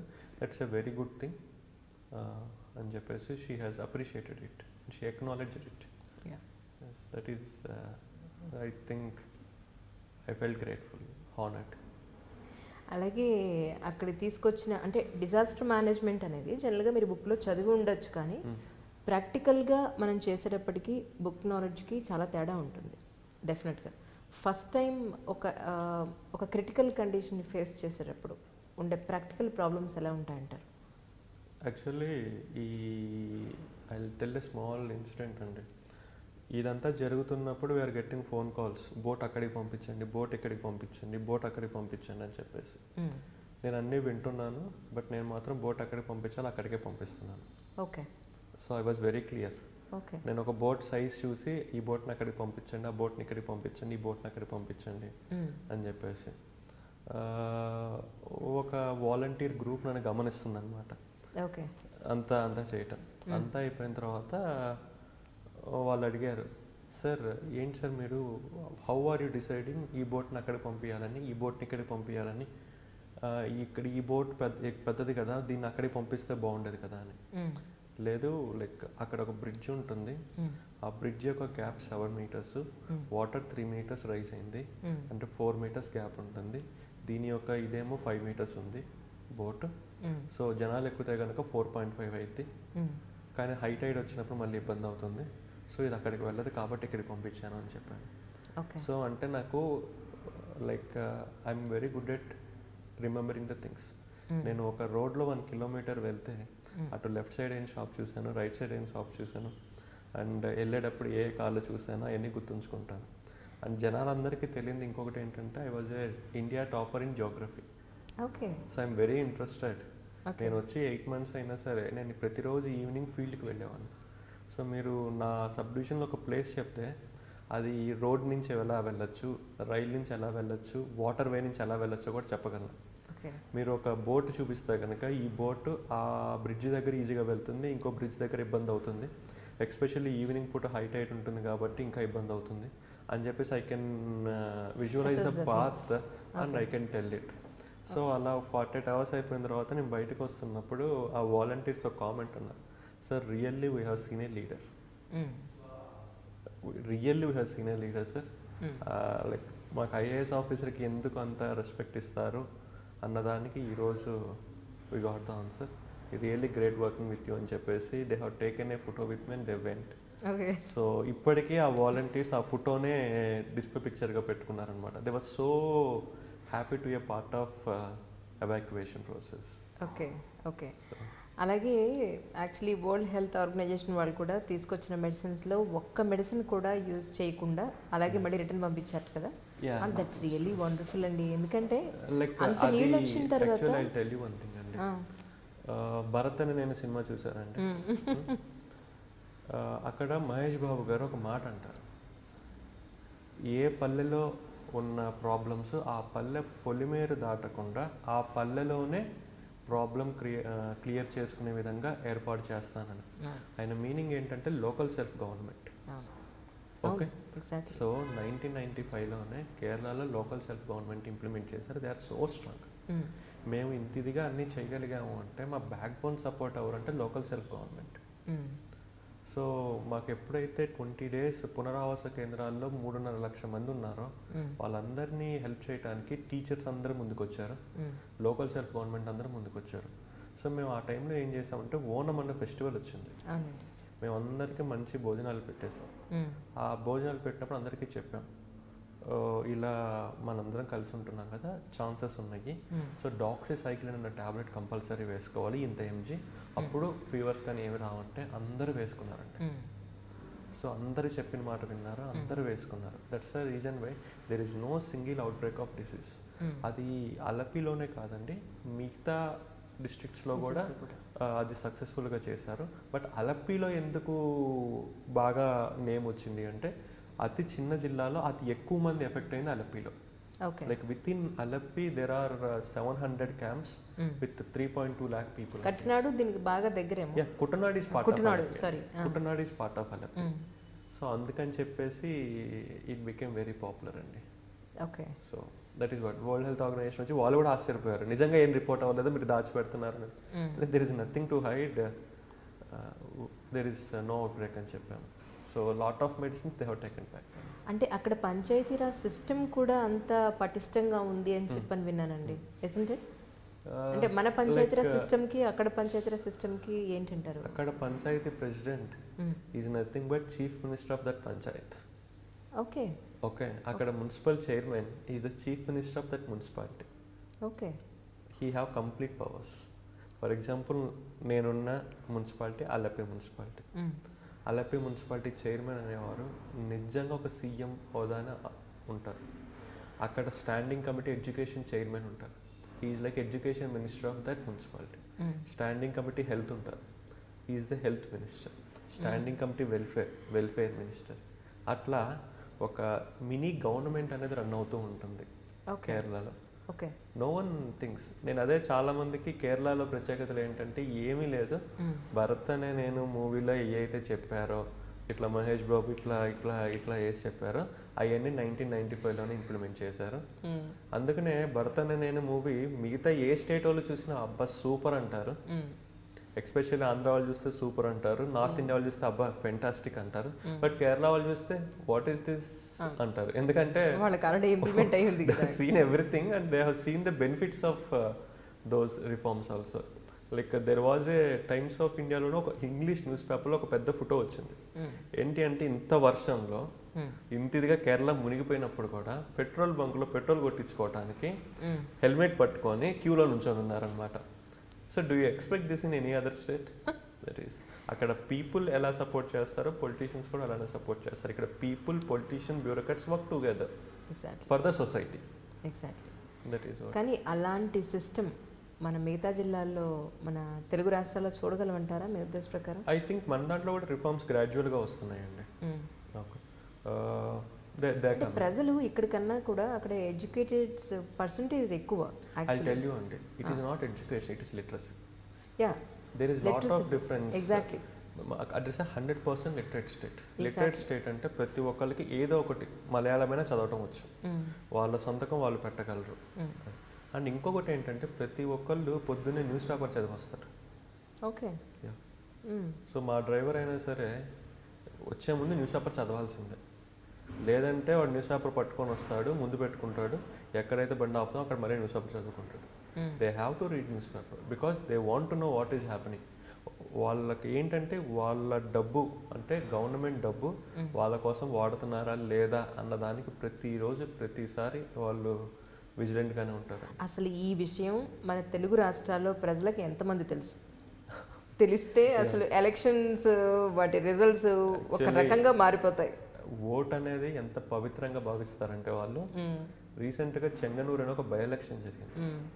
I was shocked seeing how people think for vote. ఒక ఓటు వేయటానికి ఫస్ట్ వాళ్ళ ఇంట్లో వాళ్ళందరూ కూర్చొని ఆలోచిస్తారు, మనం ఇతనికి వేద్దాం, అతనికి వేద్దాం, అతనికి వేద్దాం. ఆ వార్డులో వాళ్ళందరూ ఆలోచిస్తారు, ఈ వార్డుకి అతను ఏం చేశాడు, అంతకు ముందున్న అతను ఏం చేశాడు, కొత్త అతను ఏం చేస్తా అంటున్నాడు. మళ్ళీ again third round of discussion ఉంటుంది, దాని తర్వాత వెళ్ళి ఓటేస్తారు. ఇక్కడ తెలుగు రాష్ట్రాలు ఎలా ఉందో చెప్పమంటారా? అంటే మీరు కేరళలో ఉన్నారు కదా ప్రస్తుతానికి. ఏం డిస్కషన్స్ ఏమి ఉండవండి, ఎవరికి వాళ్ళు ఇండివిజువల్గా ఎంత డబ్బు తీసుకున్నారో ఎవరికి చెప్పరు. వాడు సారా ఇచ్చాడా, బిర్యానీ ప్యాకెట్ ఇచ్చాడా, ఎన్ని వందలు ఇచ్చాడు, ఎన్ని వేలు ఇచ్చాడు లెక్క చూసుకోవడం, వాడు ఎవరికి వేయాలనుకోండి వాడికి వేయడం అల్టిమేట్గా.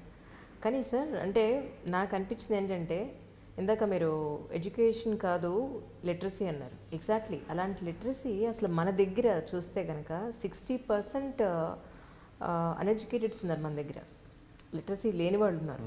ఒక మాటలో చెప్పాలంటే 60%. అలాంటి తెలుగు రాష్ట్రాల్లో మనం ఇలాంటి వాతావరణం మనం చూడగలమంటారా మీ ఉద్దేశంలో? ఇట్ ఈస్ పాసిబుల్ అండి. ఎన్నాళ్ళు పడుతుందంటారు? I'm really clueless of how much time it will take, but I'm optimistic. Telugu రాష్ట్రాలు I think after Kerala, Karnataka, Telangana and Andhra are the most eligible states to implement it, and that started implementing it. నేను ఆ గ్రాడ్యువల్గా change గమనిస్తున్నాను.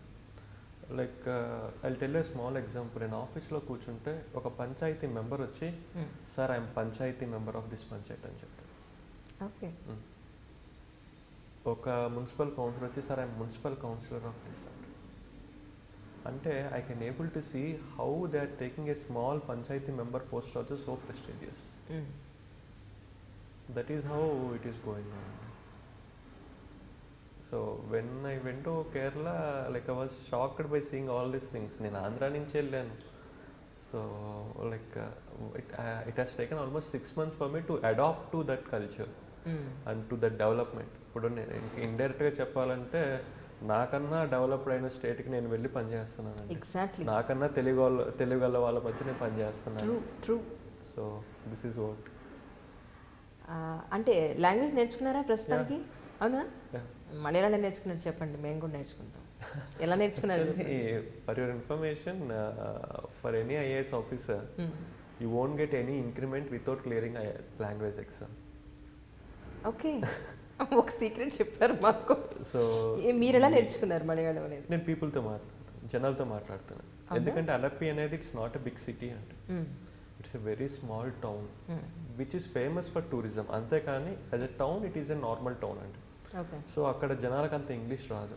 So నేను first 2-3 months నేను మలయాళం బాగా నేర్చుకోవడానికి try చేసేవాడిని. నేర్చుకున్నాను. ఈరోజు I can speak Malayalam completely. ఇప్పుడు ఐఏఎస్ అయిన తర్వాత పెళ్లి చేసుకున్నారా? ఐఏఎస్ అయిన తర్వాత ట్రైనింగ్ 1 year అయిపోయిన తర్వాత పెళ్లి చేసుకున్నాను. విజయవాడ అమ్మాయిని చేసుకున్నారు. Actually they are from a professional family అండి. He is a chartered accountant, my father in law. So my wife is also a chartered accountant. నేను అనుకున్నాను my wife has to be a doctor or chartered accountant అని. So I have taken. ఎందుకంటే I want to marry from a professional family అండి, who can understand me very well. So that is what. మీ బాబుకు 1 year అనుకుంటా. 1 year అండి. బాబు పేరేం పెట్టారు? రిషిత్ నందన్. రాగదీప అనుకుంటా రాగదీప కదా. అదే తను ఒక ఎంట్రీలో మిస్సెస్ కూడా మాట్లాడారు. యాక్చువల్లీ నేను చాలా భయపడిపోయాను ఏటేసాను అని చెప్పని. యాక్చువల్లీ తను భయపడదండి. ఏమైందంటే మా ఇంట్లో పనోళ్ళు ఉంటారు, వాళ్ళు ఎప్పటికప్పుడు హవర్ టు అవర్ అప్డేట్స్ ఇచ్చేవాళ్ళు తనకి.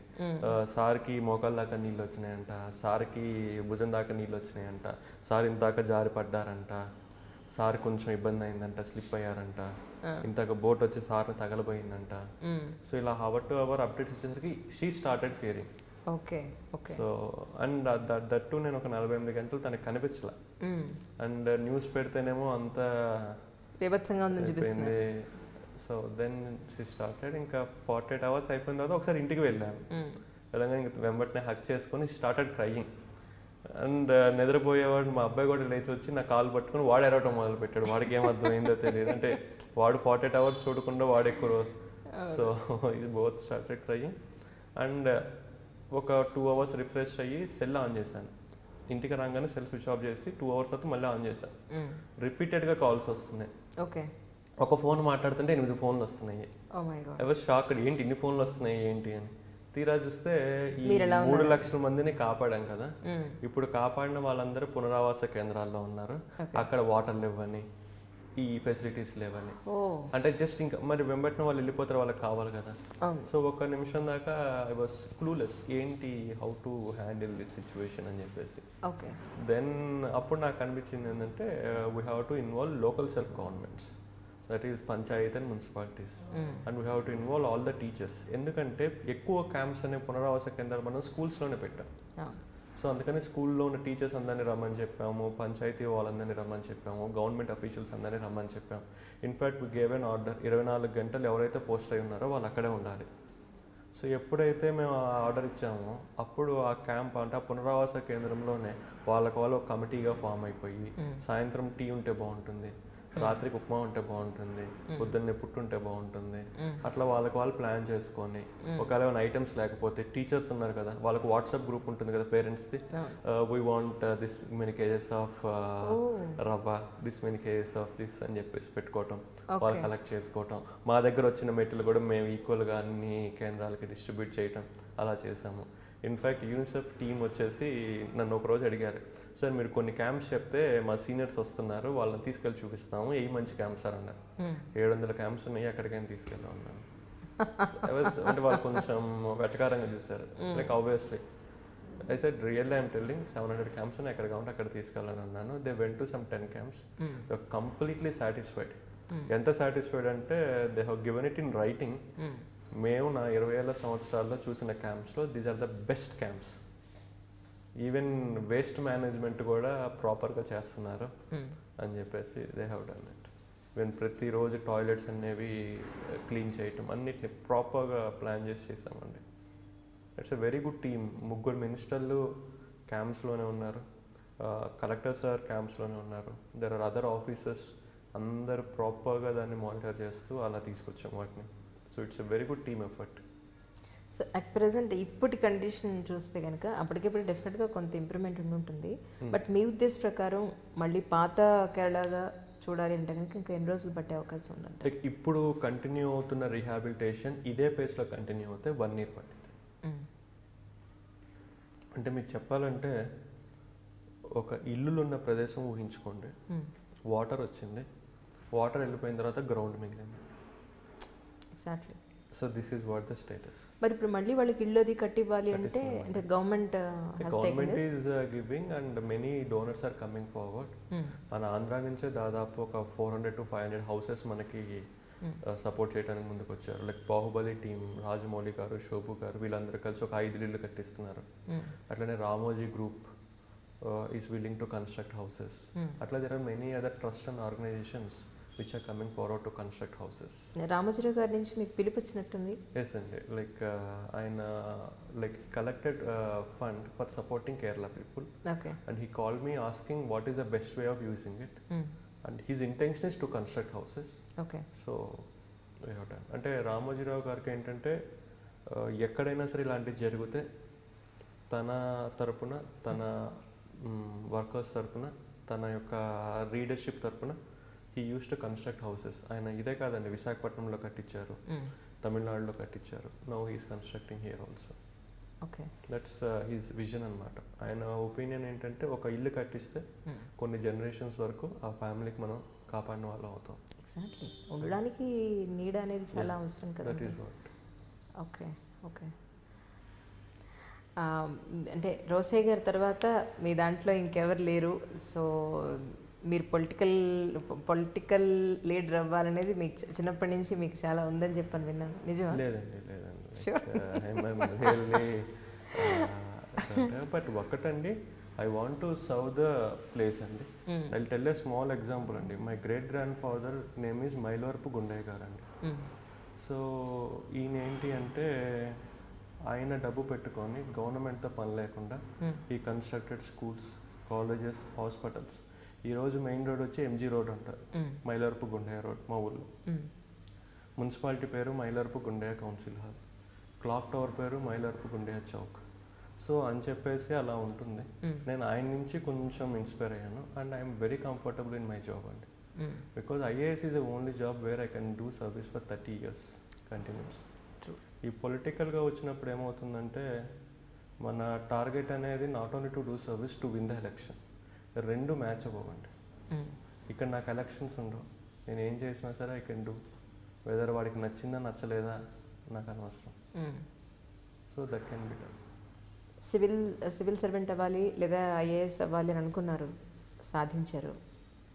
ఎవరికి రాని ఇమ్మీడియట్గా ఒక డిజాస్టర్ మేనేజ్మెంట్ని ప్రాపర్గా హ్యాండిల్ చేయగలిగే అవకాశం మీకు దొరికింది.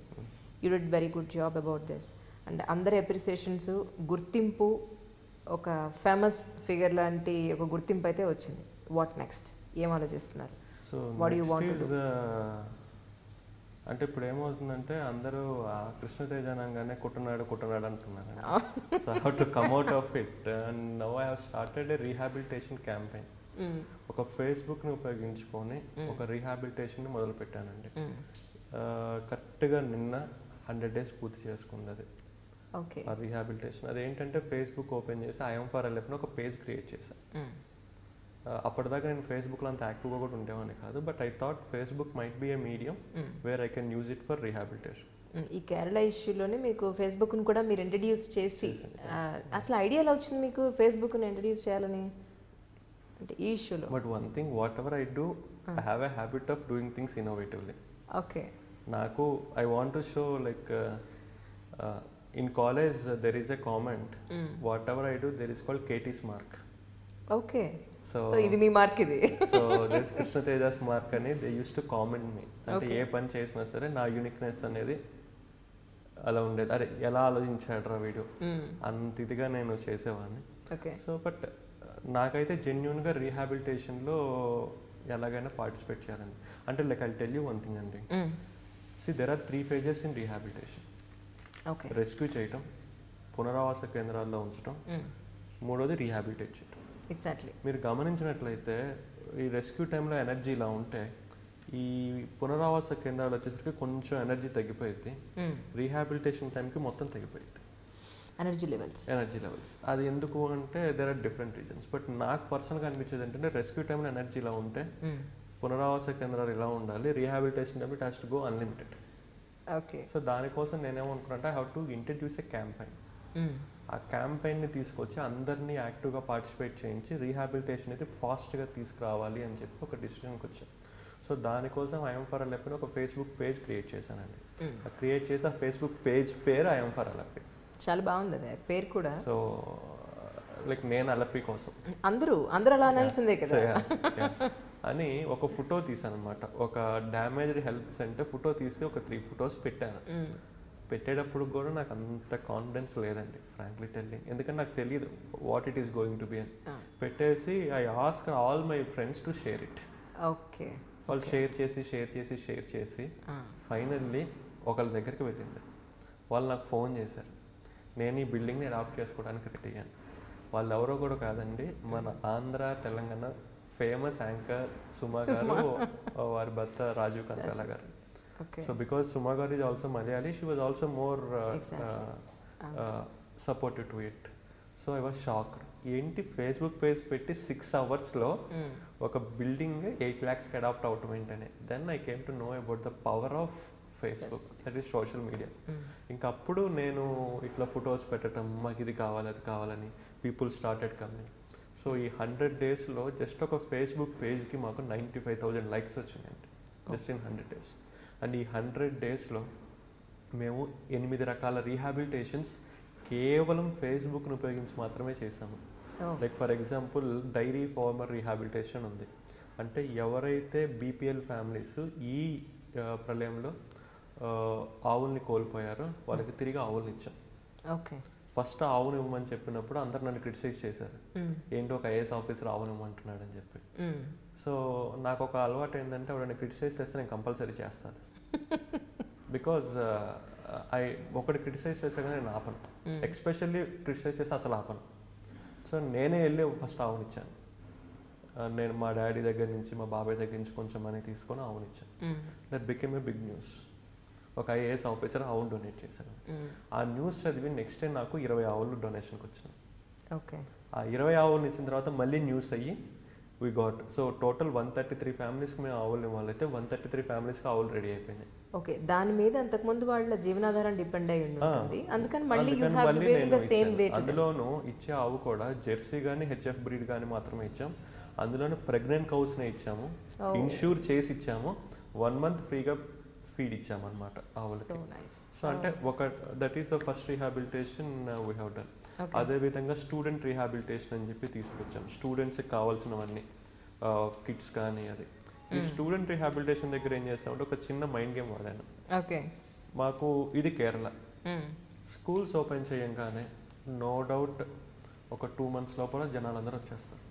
మిగతా స్టేట్స్ లాగా రాకపోవటం, డిస్కంటిన్యూ అవ్వటం ఉండదు. బట్ మాకేంటి అంటే 15 days లోపల అందరూ స్కూల్కి బ్యాక్ వచ్చేయాలి. అందుకని ఏం చేశాను, ఫస్ట్ డే స్కూల్ ఓపెన్ చేయగానే 3 notebooksని ప్రతి స్టూడెంట్కి పంచిపించాను. ఓకే. అండ్ వాళ్ళకు ఒక ఇన్ఫర్మేషన్ ఇచ్చాను, నెక్స్ట్ 3 daysలో ఇంకొక 3 notebooks ఇస్తాము అని చెప్పేసి. ఓకే. స్లోగా అటెండెన్స్ పెరిగింది. మళ్ళీ 3 notebooks ఇచ్చి ఇంకొక ఇన్ఫర్మేషన్ ఇచ్చాము, నెక్స్ట్ 3 daysలో we're going to go geometry box అని. కొంచెం అటెండెన్స్ పెరిగింది. We gave the geometry box after 3 days and then we gave information that next 3 daysలో we're going to go pen set అని. ఒక 5 to 10 pens ఇస్తున్నాం అని. కొంచెం పెరిగింది. Next we gave information that next 3 daysలో ఒక మంచి స్కూల్ బ్యాగ్, వాటర్ బాటిల్ ఇస్తున్నాము. ఎప్పుడైతే స్కూల్ బ్యాగ్, వాటర్ బాటిల్ అన్నామో ధన స్కూల్కి every one came and within 15 days we are able to ensure almost 100% attendance rate. మా టార్గెట్ November 14th లోపల జరగాలని, బట్ November 3rd, 4th కల్లా మేము 100% ఎన్ష్యూర్ చేస్తాం. So all these books and everything we got it through Facebook. That is I'm for LAP campaign నుంచి వచ్చింది. That's the second rehabilitation. Third rehabilitation వచ్చి ఈ disaster టైంలో మనకన్నా ఎక్కువ ఇబ్బంది పడే వాళ్ళు ఎవరంటే వికలాంగులు. సో వాళ్ళ కోసం ఏం చేసామంటే ఇంటింటికి ఒక టీముని పంపించి వాళ్ళు ఈ టైంలో ఏం కోల్పోయారు, వీల్ చైర్ పోగొట్టుకున్నారా, ఆర్టిఫిషియల్ లెగ్ పోగొట్టుకున్నారా, చెవిలో పెట్టుకునేది పోగొట్టుకున్నారా, అన్ని లిస్ట్ తీసుకొని స్పాన్సర్స్ని పట్టుకొని క్యాంపులు పెట్టి వాళ్ళకి తిరిగిచ్చాం. Alleppey became the first district before the world specially abled day we rehabilitated all the specially abled people. So అందరినీ మనం రీహాబిలిటేట్ చేసాం. అదేవిధంగా ముసలి వాళ్ళకి 4 మెగా మెడికల్ క్యాంప్ పెట్టి ఈ ఎఫెక్టెడ్ ఏరియాలో వాళ్ళకి 2 నెలలకు కావాల్సిన మందులు, 2 నెలలకు కావాల్సిన ఫుడ్ సప్లిమెంట్, ప్రోటీన్ సప్లిమెంట్ ఫ్రీగా ఇచ్చాం. ఇది ఒక ఎయిమ్ ఏంటి అంటే 2. ఒకటి, ముసలి వాళ్ళు కొంచెం ఏదైనా ఫ్రీగా ఇస్తే సైకలాజికల్గా కొంచెం హ్యాపీగా ఫీల్ అవుతారు, అంత నష్టపోయింది పక్కన పెట్టేసి. అదొకటి. ఇంకొకటి, మేము ఇచ్చిన ప్రోటీన్ సప్లిమెంట్ అవన్నీ it makes them active. Exactly. So అది that is the 4th rehabilitation. 5th rehabilitation ఏంటంటే నేను ఒకటి గమనించాను, ఒక men headed family, women headed family ఉంటే ఈ డిజాస్టర్ టైంలో ఎక్కువ ఇబ్బంది పడేది women headed family. Especially they will take lot of time to come out. So వాళ్ళ కోసం స్పెషల్గా ఏం చేసామంటే ఉమెన్ హెడెడ్ ఫ్యామిలీస్కి రీహాబిలిటేషన్ కోసం వాళ్ళకి కావాల్సిన kitchen utensil sets, house kits అవన్నీ అందరికీ ప్రొవైడ్ చేసాం అనమాట. So that is the 5th rehabilitation we have done. So 6th rehabilitation వచ్చేసి గ్రీన్ రీహాబిలిటేషన్. అంటే నాకేమనిపించిందంటే చాలామంది ఎప్పుడైనా డిజాస్టర్ వస్తే కూలిపోయిన ఇల్లు కట్టించాలి వాటి గురించి ఆలోచిస్తారు, కానీ మనం నష్టపోయిన వృక్ష సంపద గురించి ఎవరు ఆలోచించరు. సో మాకేంటంటే we're very much concern about the green cover. అందుకని we started something called green rehabilitation. అంటే అలపిలో ఈ ఫ్లడ్ వల్ల ఎక్కడెక్కడైతే వెజిటేషన్ కోల్పోయామో అక్కడ తిరిగి రీప్లాంటేషన్ చేయాలని చెప్పి డిసైడ్ అయ్యాం. So for the first time we have launched green rehabilitation through I'm for Alleppey. And 7th one వచ్చేసి ఇన్ఫ్రాస్ట్రక్చర్ రీహాబిలిటేషన్, అంటే construction of houses everything. And 8th one వచ్చేసి లైక్ ఫిషర్మ్యాన్ రీహాబిలిటేషన్, అంటే ఫిషర్మ్యాన్కి fishing nets provide చేయటము, వాళ్ళకు కొన్ని support provide చేయటం. So మీరు గమనిస్తే 100 daysలో ఒక ఫేస్బుక్ను ఉపయోగించుకొని ఇవన్నీ చేశాం. And in fact and very truly speaking, నేను మొదలుపెట్టినప్పుడు I don't know that this is going to be this big. ఈ రోజు ఐఎమ్ ఫర్ అలపి అనేది ఎంత పెద్ద క్యాంపెయిన్గా మారిందంటే సినిమా థియేటర్స్లో ఐఎమ్ ఫర్ అలపి లోగో పెడుతున్నారు. Like before starting the movie they are displaying I'm for Alleppey. And there is a movie Oru Kattil Oru Paykappal అని ఒక మలయాళం మూవీ వాళ్ళైతే వాళ్ళ పోస్టర్స్లో we support I'm for Alleppey అని పెట్టేస్తున్నారు. అండ్ ఆ మూవీకి వచ్చిన ప్రాఫిట్లో మేజర్ షేర్ అలప్పీలో ఏదైనా బిల్డింగ్ అడాప్ట్ చేసుకుందాం అని చెప్పి డిసైడ్ అయ్యారు. So it become so big a campaign. I got a call recently from the Facebook itself stating that ఇది ఒక యూనిక్ క్యాంపెయిన్ ఉంది, ఫేస్బుక్ని రీహాబిలిటేషన్ కోసం పూర్తిగా first time in the world వాడుతున్నారు. అసలు ఒక మంచి పనికి వాడడం అనేది ఇంత మంచి పనికి ఇంత స్కేల్లో ఇంత కన్సిస్టెంట్గా. ఎగ్జాక్ట్లీ. అండ్ ఇక్కడ ఒకటి కోట్ చేస్తానండి, ఒక క్యాంపెయిన్ స్టార్ట్ చేయడం చాలా ఈజీ. 100 days అయింది. మేము 100 days అయినా సరే ఫస్ట్ డే ఏ మొమెంటంతో అయితే ఉన్నామో ఆ మొమెంటంలోనే ఈరోజు కంటిన్యూ చేస్తున్నాను. నేను ఇంతాక ఇంటర్వ్యూ ఫస్ట్లో మీకు ఒకటి చెప్పాను, I learn consistency from her అని. దట్ కన్సిస్టెన్సీ ఈరోజు ఉపయోగపడింది. ఓకే. సో అంటే ఒక 100 days ఒక క్యాంపెయిన్ రన్ చేయడం అనేది అంత ఈజీ కాదండి. ఎగ్జాక్ట్లీ. ఇప్పుడు నా నెక్స్ట్ స్టెప్ ఏంటంటే, ఇప్పుడు ఇది పర్సనాలిటీ ఓరియంటెడ్. అంటే కృష్ణతేజ అనే ఒక ఆఫీసర్ చుట్టూతా ఐఎమ్ ఫర్ అలపి రన్ అవుతుంది. దీన్ని డీపర్సనలైజ్ చేసి ఇన్స్టిట్యూషనలైజ్ చేద్దాం అనుకుంటున్నాను. అంటే నేను ట్రాన్స్ఫర్ అయిపోయి వెళ్ళిపోయినా కూడా ఐఎమ్ ఫర్ అలపి అనే క్యాంపెయిన్ ఎవర్ గ్రీన్గా రన్ అవడానికి I'm trying to involve more volunteers, more people who take it forward. So this is what I'm for Alleppey. Super అండి, రియలీ ఒక వండర్ఫుల్ పర్సన్ని ఈరోజు మీట్ అయ్యాను నేనైతే మాత్రం.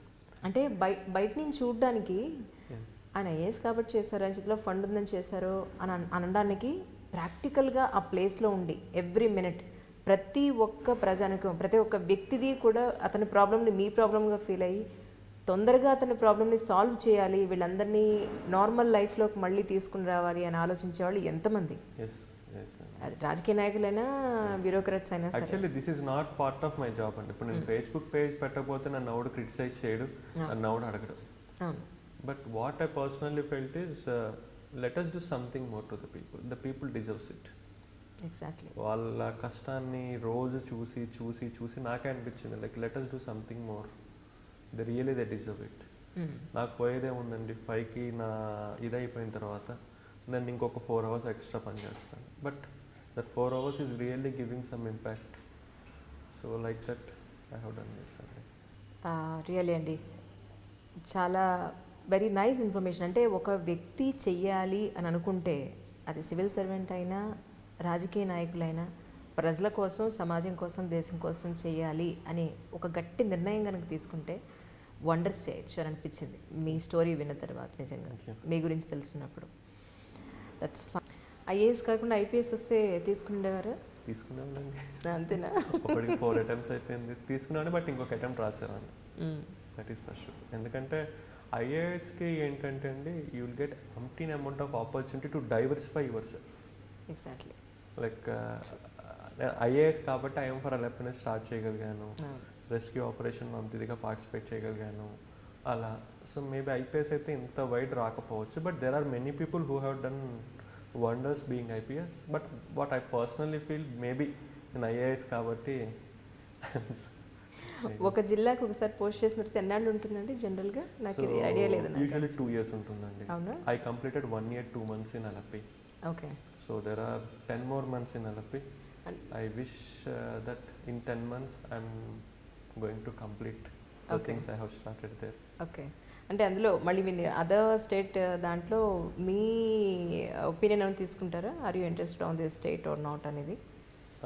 ఏదండి, ఇక్కడ నుంచి ఇప్పుడు కేరళ నుంచి వేరే స్టేట్ కనుక మిమ్మల్ని వేస్తే అందులో మీ ఒపీనియన్ తీసుకుంటారు? There is something called deputation. ఇన్ని ఇయర్స్ మనం కేరళలో పనిచేయాలి, దాని తర్వాత you can go to the central government or any other state of your choice. అది మీ చాయిస్ ఉంటుంది. ఓకే.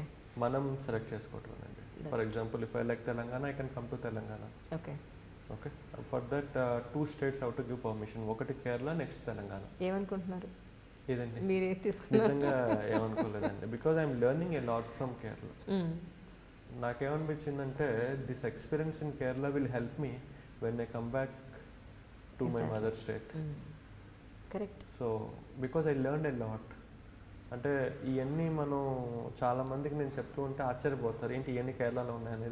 నిజంగా they are there, really they are being implemented. I'll tell a small thing. There is something called the snake boat race. Okay, it's a world famous. ప్రపంచంలో snake boat race అనేది కేవలం అలపిలోనే జరుగుతుంది. మేము అన్నీ ready చేసుకున్నాము. కరెక్ట్గా రేపు స్నేక్ బోట్ రేస్ అనేది ఈరోజు ఫోన్ వచ్చింది, ఇట్ ఈస్ క్యాన్సిల్డ్. ఎందుకని? బికాజ్ ఆల్రెడీ వర్షాలు బాగా పడుతున్నాయి, there may be a chance of flood. Oh my God, మళ్ళీ నా అనిపించింది మీకు ఒకసారి? నో నో నో నో, ఈ ఫ్లడ్, ఈ ఆపరేషన్ ఇదంతా ఎవాక్యుయేషన్ జరిగే ముందు 1 జరిగే వీక్ ముందు. Okay. So August 11th is the supposed date of Nehru trophy boat race. Okay. And August 16th 17th is the flood that happen. So అది cancel అయిందనమాట. So దాని తర్వాత మళ్ళీ 3 months తర్వాత రీసెంట్గా మళ్ళీ మనం దాన్ని చేసాము. It came very well. In fact Allu Arjun గారు దానికి చీఫ్ గెస్ట్గా వచ్చారు. అల్లు అర్జున్ గారి పేరు చీఫ్ గెస్ట్గా రాగానే అప్పటిదాకా టికెట్ సేల్ అంత డల్గా ఉన్నాయి, అలా మ్యాసివ్గా టికెట్ సేల్ అయిపోయినాయి. అంటే ఫస్ట్ షాక్డ్, ఒక తెలుగు అతనికి కూడా ఇంత క్రేజా అని చెప్పేసి. Allu Arjun famously called as Mallu Arjun. So ఆయనకి దారి పొడవున ఫ్లెక్సీస్, ఓకే, జనాలు ఆయన్ని చూడటానికి 100 మంది వచ్చారు, మిగతా వాళ్ళు బోట్ రేస్ చూడటం, లైక్ అంత ఇదిగా ఆయన కోసం వచ్చారు. సో ఈ బోట్ రేస్ ఏంటి అంటే ఒక 1 lakh people ఆ బోట్ రేస్ చూడటానికి వస్తారు. ఇప్పుడు మిగతా చోట ఎక్కడ జరిగినా సరే ఆ 1 lakh people కోసం ఫెసిలిటీస్ ప్రొవైడ్ చేస్తారు. మా దగ్గర 5 protocols నేను డెవలప్ చేశాను. ఒకటి ఏంటంటే రెడ్ ప్రోటోకాల్. ఈ రెడ్ ప్రోటోకాల్ ఏంటంటే ప్రతి చోట ఒక 20 సీట్లు ముసలోళ్ళ కోసం కేటాయించు. ఓకే. సో ఈ రెడ్ వాలంటీర్స్ అనే వాళ్ళు ఉంటారు, వాళ్ళు గేట్ దగ్గర నుంచొని ఉంటారు. సో వాళ్ళు ఈ ముసలోళ్ళని తీసుకొచ్చి వాళ్ళకి అలొకేట్ చేసిన సీట్లో కూర్చోబెడతారు. బ్లూ ప్రోటోకాల్ అని పెట్టారు. వీళ్ళు వికలాంగుల్ని తీసుకొచ్చి కూర్చోబెడతారు. ఎక్కడైనా సరే టోటల్ ఈవెంట్లో ఒక వీల్ చైర్ వేసుకొని మీరు ఎక్కడికైనా వెళ్ళచ్చు. ఓకే. అలా క్రియేట్ చేస్తాం. గ్రీన్ ప్రోటోకాల్, మీరు ఒక వాటర్ బాటిల్ లోపల తీసుకెళ్తున్నారు అనుకోండి, మీకు ఒక స్టిక్కర్ అతికిస్తారు. 10 రూపాయలు మీ దగ్గర నుంచి తీసుకుంటారు. మీరు రిటర్న్ ఇస్తే కనుక వాటర్ బాటిల్ మీకు 10 రూపాయలు తిరిగి ఇచ్చేస్తారు. ఓకే. మీరు ఏమన్నా చిప్స్ ప్యాకెట్ పెట్టుకుంటే you are allowed to take chips packet, but will have a sticker on it and will take 10 rupees at the beginning. మీరు రిటర్న్ ఆ ప్యాకెట్ ఇచ్చేయండి, మేము 10 rupees ఇస్తాము. మీకు కావాలంటే పక్కన ప్యాకెట్లు కూడా తీసుకొచ్చి ఇవ్వండి, మేము స్టిక్కర్ ఉంటే చాలా ప్యాకెట్ మీద మేము 10 rupees ఇస్తాము. So that is green protocol అనమాట. సో ఎల్లో ప్రోటోకాల్ అంటే ఉమెన్కి చిల్డ్రన్కి కోసం. ఉమెన్ కోసం ప్రతి పెవిలియన్లో separate toilets, refreshing room, feeding room provide చేస్తాము. అదేవిధంగా చిల్డ్రన్ కోసం చైల్డ్ ట్యాగింగ్ పెట్టామన్నమాట. ఆ ట్యాగ్ మీద పేరెంట్స్ పేరు, వాళ్ళ మొబైల్ నెంబరు, వాళ్ళకి కావాల్సిన చిన్న చిన్న టాయ్స్ అలా ఇచ్చాం. అంటే ఒక ఈవెంట్ని మేము ఎలా చేసామంటే it is not only A event, it is senior citizen friendly event, specially abled friendly event, women friendly event, child friendly event, environmental friendly event, and the final thing is event lo some of the volunteers are transgenders. Okay. So transgender friendly event ante nenemantanante oka as an IAS I have this opportunity of seeing things different and implementing it. Exactly. ee roju ee 5 protocols అనేవి state లో వేరే ఏది massive event జరిగినా సరే they are trying to implement these 5 protocols. So okay. Now it became a inclusive event. అంటే ఒక ఈవెంట్లో ఎంతమంది వచ్చింది కాదు, ఆ ఎంతమందిలో ఎంతమంది ముసలోళ్ళు ఉన్నారు, ఎంతమంది వికలాంగులు ఉన్నారు, ఎంతమంది పిల్లలు ఉన్నారు, ఎంతమంది ట్రాన్స్జెండర్స్ ఉన్నారు, ఎంతమంది ఆడవాళ్ళు ఉన్నారు, అది కూడా మేము లెక్కేసుకొని దాన్ని ఇంప్లిమెంట్ చేసాము. It was a massive hit. It was the most inclusive event. And even Allu Arjun గారు ఇవన్నీ తెలుసుకుని వాజ్ సర్ప్రైజ్డ్, ఏంటి ఇలా కూడా ఈవెంట్స్ని ప్లాన్ చేస్తారా అని చెప్పేసి. And in fact recently he accepted to adapt 10 anganwadi centres in Alleppey as a part of I am for Alleppey. అది అంగన్వాడీ సెంటర్స్ని ఆయన అడాప్ట్ చేసుకుంటా అని చెప్పి యాక్సెప్ట్ చేశారు. So that is what.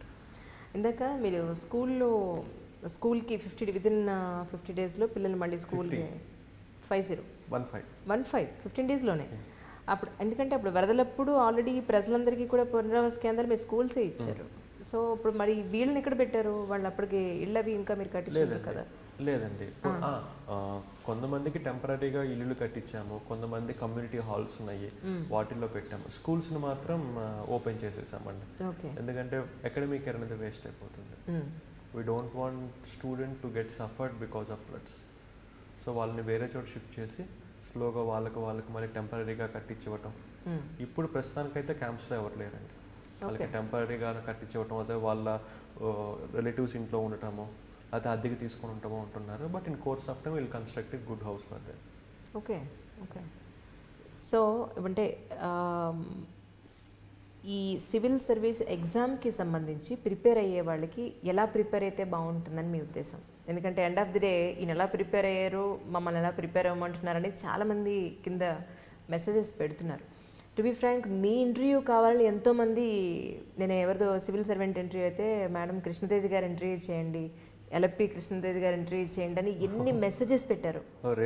నేను మీకు స్క్రీన్ షాట్ చేసి మీకు చూపిస్తాను. యాక్చువల్లీ వాళ్ళు అడగడం వల్లే మిమ్మల్ని దాని గురించి నేను ఎంక్వైరీ చేయడం జరిగింది. సో అందుకని అలాంటి వాళ్ళకి ఇంట్రెస్ట్ ఉన్న వాళ్ళకి ఎలా ప్రిపేర్ అయితే బాగుంటుందని మీరు అంటారు? అది ప్రిలిమ్స్ కానీ మెయిన్స్ కానీ. సివిల్ సర్వీస్ ఎగ్జామ్ సిలబస్ అనేది చాలా easy, but the competition is very difficult.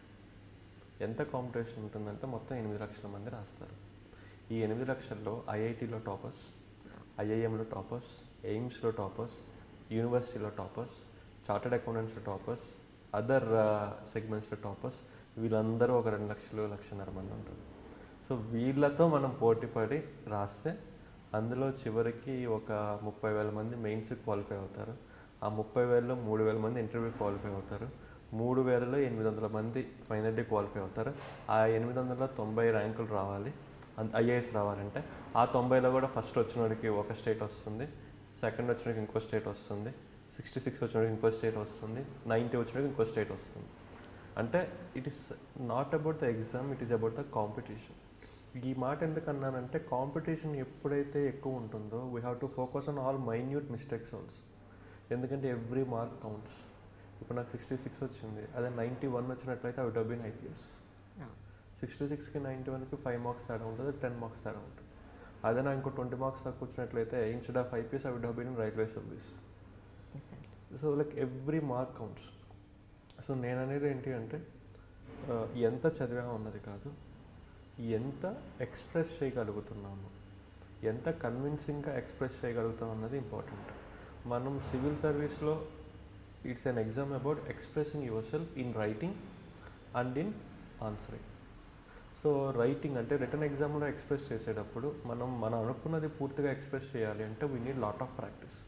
చాలామంది ఏమనుకుంటారంటే మనం ఒక టాపిక్ చదివేసాము, మనం ఎక్స్ప్రెస్ చేసేద్దాం అనుకుంటాం. చదవటం అనేది ఓన్లీ 50% ఆఫ్ ద ప్రిపరేషన్ మాత్రమే. Expressing it on the paper is the remaining 50%. For example నేనే ఉన్నానండి, ఒక టాపిక్ చదివిన తర్వాత ఫస్ట్ 3 అటెంప్ట్స్లో the following are the things, first point, second point, third point అని పెట్టి రాసేవాడిని. ఎగ్జామినర్కి కూడా ఒక నార్మల్ ఆన్సర్గా అనిపించేది. బట్ నేను 1 year కష్టపడి ఎలా చేశాను అంటే, నేను చదివింది ఒక చిన్న కథలాగా రాయటం మొదలుపెట్టాను. First paragraph, second paragraph, third paragraph. చదివేటప్పుడు కూడా ఫస్ట్ పారాగ్రాఫ్ చదివినోడికి సెకండ్ పారాగ్రాఫ్ ఏం రాసాడో చూద్దాం, సెకండ్ పారాగ్రాఫ్ చదివినోడు థర్డ్ పారాగ్రాఫ్ ఏం రాసాడో చూద్దాం, థర్డ్ పారాగ్రాఫ్ చదివినోడికి అది కన్క్లూజన్ ఎలా ఇచ్చాడో చూద్దాం అన్న ఒక ఇది నేను క్రియేట్ చేసేవాడిని. సో ఆ రైటింగ్ ప్రాక్టీస్ అనేది చాలా ఇంపార్టెంట్. అది ఎవరైతే కన్సిస్టెంట్గా కష్టపడతారో వాళ్ళకే ఆ రైటింగ్ ప్రాక్టీస్ వస్తుంది. So that is the first tip I say. నేను ఆ రైటింగ్ ప్రాక్టీస్ చేశాను. ఆ రైటింగ్ ప్రాక్టీస్కి 2 కావాలి. మనకి కన్సిస్టెంట్గా ఒక ప్రాక్టీస్ అనేది ఉండాలి, 2 మనం రాసిన దాన్ని కరెక్ట్ చేయడానికి ఒక మెంటర్ అనేవాళ్ళు కంపల్సరీ ఉండాలి. ఎందుకంటే మనం ఏం రాసామో మనకు తెలియదు కరెక్టా రాంగ్ అని. So that is the first thing. The second thing is expressing our self. మనం చాలా ఏం చేస్తామంటే పాయింట్స్ తెలుసుకుంటాము, బట్ సివిల్ సర్వీస్ ఇంటర్వ్యూలో ఎప్పుడు పాయింట్స్ తెలుసుకోరు, మన ఒపీనియన్ తెలుసుకుంటారు. Okay, I will tell a small example. Civil service interview అనేది ఏంటి అంటే, they take your opinion and they test your depth. ఈ రెండింటిని చూసేదే సివిల్ సర్వీస్ ఇంటర్వ్యూ. నన్ను ఇంటర్వ్యూలో ఒక క్వశ్చన్ అడిగారు, వాట్ ఈస్ జిఎస్టీ అని. అయితే జిఎస్టీ సో అని చెప్పాను. Then what is the advantages of GST అన్నారు. So these are the advantages అని చెప్పి, వాట్ ఆర్ ద డిసడ్వాంటేజెస్ అన్నారు, చెప్పారు. Then what is centre's opinion అన్నారు, చెప్పారు. వాట్ ఈస్ స్టేట్స్ ఒపీనియన్ అన్నారు, చెప్పారు. No what is the solution which centre and state are seeking for అన్నారు, చెప్పారు. అంటే జిఎస్టీ అనే ఒక టాపిక్లో 6-7 క్వశ్చన్లు అడిగారు. దాని మీనింగ్ ఏంటి, ఒక టాపిక్లో నా డెప్త్ ఎంత ఉందో తెలుసుకున్నాను. Exactly. So that is what we have to develop while reading about a topic. ఒక టాపిక్ మనం నేర్చుకుంటే కనుక ఆ టాపిక్లో డెప్త్ అంతా మనకు తెలియాలి. ద సెకండ్ క్వశ్చన్, ఒక ఇంటర్వ్యూ అతను ఏం చేశాడంటే, కృష్ణతేజ నీకు లేబర్ రిఫార్మ్స్ తెలుసా అని అడిగాడు. తెలుస్తాను. వాటి మీద నీ ఒపీనియన్ ఏంటి, లేబర్ రిఫార్మ్స్ ఎలా ఉంటే బాగుంటుంది అనుకుంటున్నాను అంటే, సార్ నేను ఒకే మాట, సార్ లేబర్ రిఫార్మ్స్ అవసరం. ఎలా ఉండాలి అంటే అది బిజినెస్ పర్సన్ యొక్క ఇంట్రెస్ట్, ఈ వర్కర్స్ యొక్క రైట్స్ రెండింటిని బ్యాలెన్స్ చేసే విధంగా మాత్రమే ఉండాలి. ఈ రెండిట్లో ఏది ఇంబ్యాలెన్స్ ఉన్నా సరే అది కౌంటర్ ప్రొడక్టివ్ అయిపోతుంది. అందుకనే మోస్ట్ ఆఫ్ ద కంట్రీస్లో ఈ లేబర్ రిఫార్మ్స్ ఎందుకు ఫెయిల్ అవుతున్నాయి అంటే వాటిని బ్యాలెన్స్ చేయడం మిస్ అవుతున్నారు అన్న. So I gave my opinion. Exactly. I didn't tell what is labor reform. I said my opinion on how well labor reforms has to be there. True. So the next question, ఒక అతను అడిగారు, make in India campaign తెలుసా అని అడిగారు. Yes sir I know. నువ్వే కనుక make in India campaign CEO అయితే ఎలా ఆలోచిస్తావు అన్నారు. సార్ నేనే కనుక make in India campaign CEO అయితే I won't think like an IAS officer, instead I will think like an industrialist. అప్పుడే నాకు అర్థమవుతుంది ఒక ఇండస్ట్రియలిస్ట్కి ల్యాండ్ ఎలా కావాలి, లోన్ ఎలా కావాలి, స్కిల్డ్ మ్యాన్ పవర్ ఎలా కావాలి, వాడికి ఎక్స్పోర్ట్కి ఇంపోర్ట్కి ఎలా ఫెసిలిటీస్ కావాలి అని చెప్పేసి. సో అప్పుడు మాత్రమే నేను ఈ క్యాంపెయిన్ సక్సెస్ చేయగలను. So I will start thinking from the shoe of a industrialist who would like to invest in India than thinking like a CEO of make in India అన్న. నేను ఎప్పుడైతే ఈ మాట చెప్పానో వాడికి ఆ ఇంటర్వ్యూ చేసే అతనికి అర్థమైపోయింది అనమాట. ఓకే వీడు చాలా మెచ్యూర్గా ఉన్నాడు, చాలా మెచ్యూర్గా ఆలోచిస్తున్నాడు, is not like a normal young person అని చెప్పి. ఇవన్నీ నాకు పుట్టుకతో రాలేదు. Continuous preparation, discussion with the people, having discussions with the mentors, అలా అందరితో డిస్కస్ చేశాను కాబట్టి నాకు ఇవన్నీ అర్థమైనవి. I'm able to form my opinion. సో చాలామంది ఏం చేస్తారంటే ఒక టాపిక్ చదివేసి వదిలేస్తారు. బట్ ఆ టాపిక్ని చదివిన తర్వాత there is something more. We have to start expressing our self on the paper. We have to start developing a opinion on it which is practical. So this is what the suggestion I give to the students. I think it's almost 3 years I am away from the examination, but still I feel these tips hold good. చాలా సంతోషంగా ఉందండి, ఎందుకంటే ఒక మంచి IAS ఆఫీసర్ని కలిసానని సంతోషం. Coming ఫ్యూచర్లో wish you all the best for coming futures. మీరు ఇంకా మాకు ఎన్నో ఇంటర్వ్యూస్ ఇవ్వాలి. This is the first interview only. అంటే కేరళలో ఉన్నప్పుడు ఈ ఇంటర్వ్యూ ఇచ్చారు, సమ్ అదర్ స్టేట్స్లో ఉన్నప్పుడు మళ్ళీ మీ దగ్గరికి వస్తాం. డెఫినెట్గా. Thank you so much for your. Just I would like to present 2 things for you. Please. So this is the brochure of that Nehru Trophy boat race. Okay. So where if you open, okay, you can see the 5 protocols of this Nehru Trophy boat race అన్నమాట. దాన్ని ఇట్లా మొత్తం open చేయించండి. Yeah, so ఇది వచ్చిన ప్రతి ఒక్కరికి ఇది ఇచ్చామన్నమాట మనం. ఓకే. సో దాంట్లో ఏంటంటే సపోజ్ మీరు లేడీ అండి, ఓకే, మీ పిల్లలతో వచ్చారు, you will come to know ఎవరిని పిలవాలి అనేది. Okay. You can see the yellow volunteer and you can say excuse me, can you help me. వాళ్ళు వచ్చేసి మేడం ఏ హెల్ప్ కావాలి. Okay. So this is the one we are implementing, and I created this concept. That exactly. is 5 protocols for every event, and so we are making every event inclusive. It's really very nice అండి, ఎందుకంటే ఇది ఒక కేరళకి కాదు, next ఎవరైనా ఏ event చేయాలన్నా అది disaster management అవ్వనివ్వండి, లేదంటే సక్సెస్ఫుల్ మీట్ అవ్వనివ్వండి. సో ఇలా మనం ఎందుకు ప్లాన్ చేయకూడదు, లేదా ఇప్పుడు ఆల్రెడీ మీరు ఒక మంచి పాత్ చూపించారు చాలా మంది. సో ఇంతకన్నా బెటర్గా ఎలా చేయగలం అనేది వాళ్ళు ఆలోచించగలుగుతారు డెఫినెట్లీ. సో వండర్ఫుల్ అండి, thank you so much once again. Hi, I'm Krishna Teja IAS, sub collector Alleppey. Just now I had an interview with Anjali Garu. Please watch it and share your opinion. Thank you.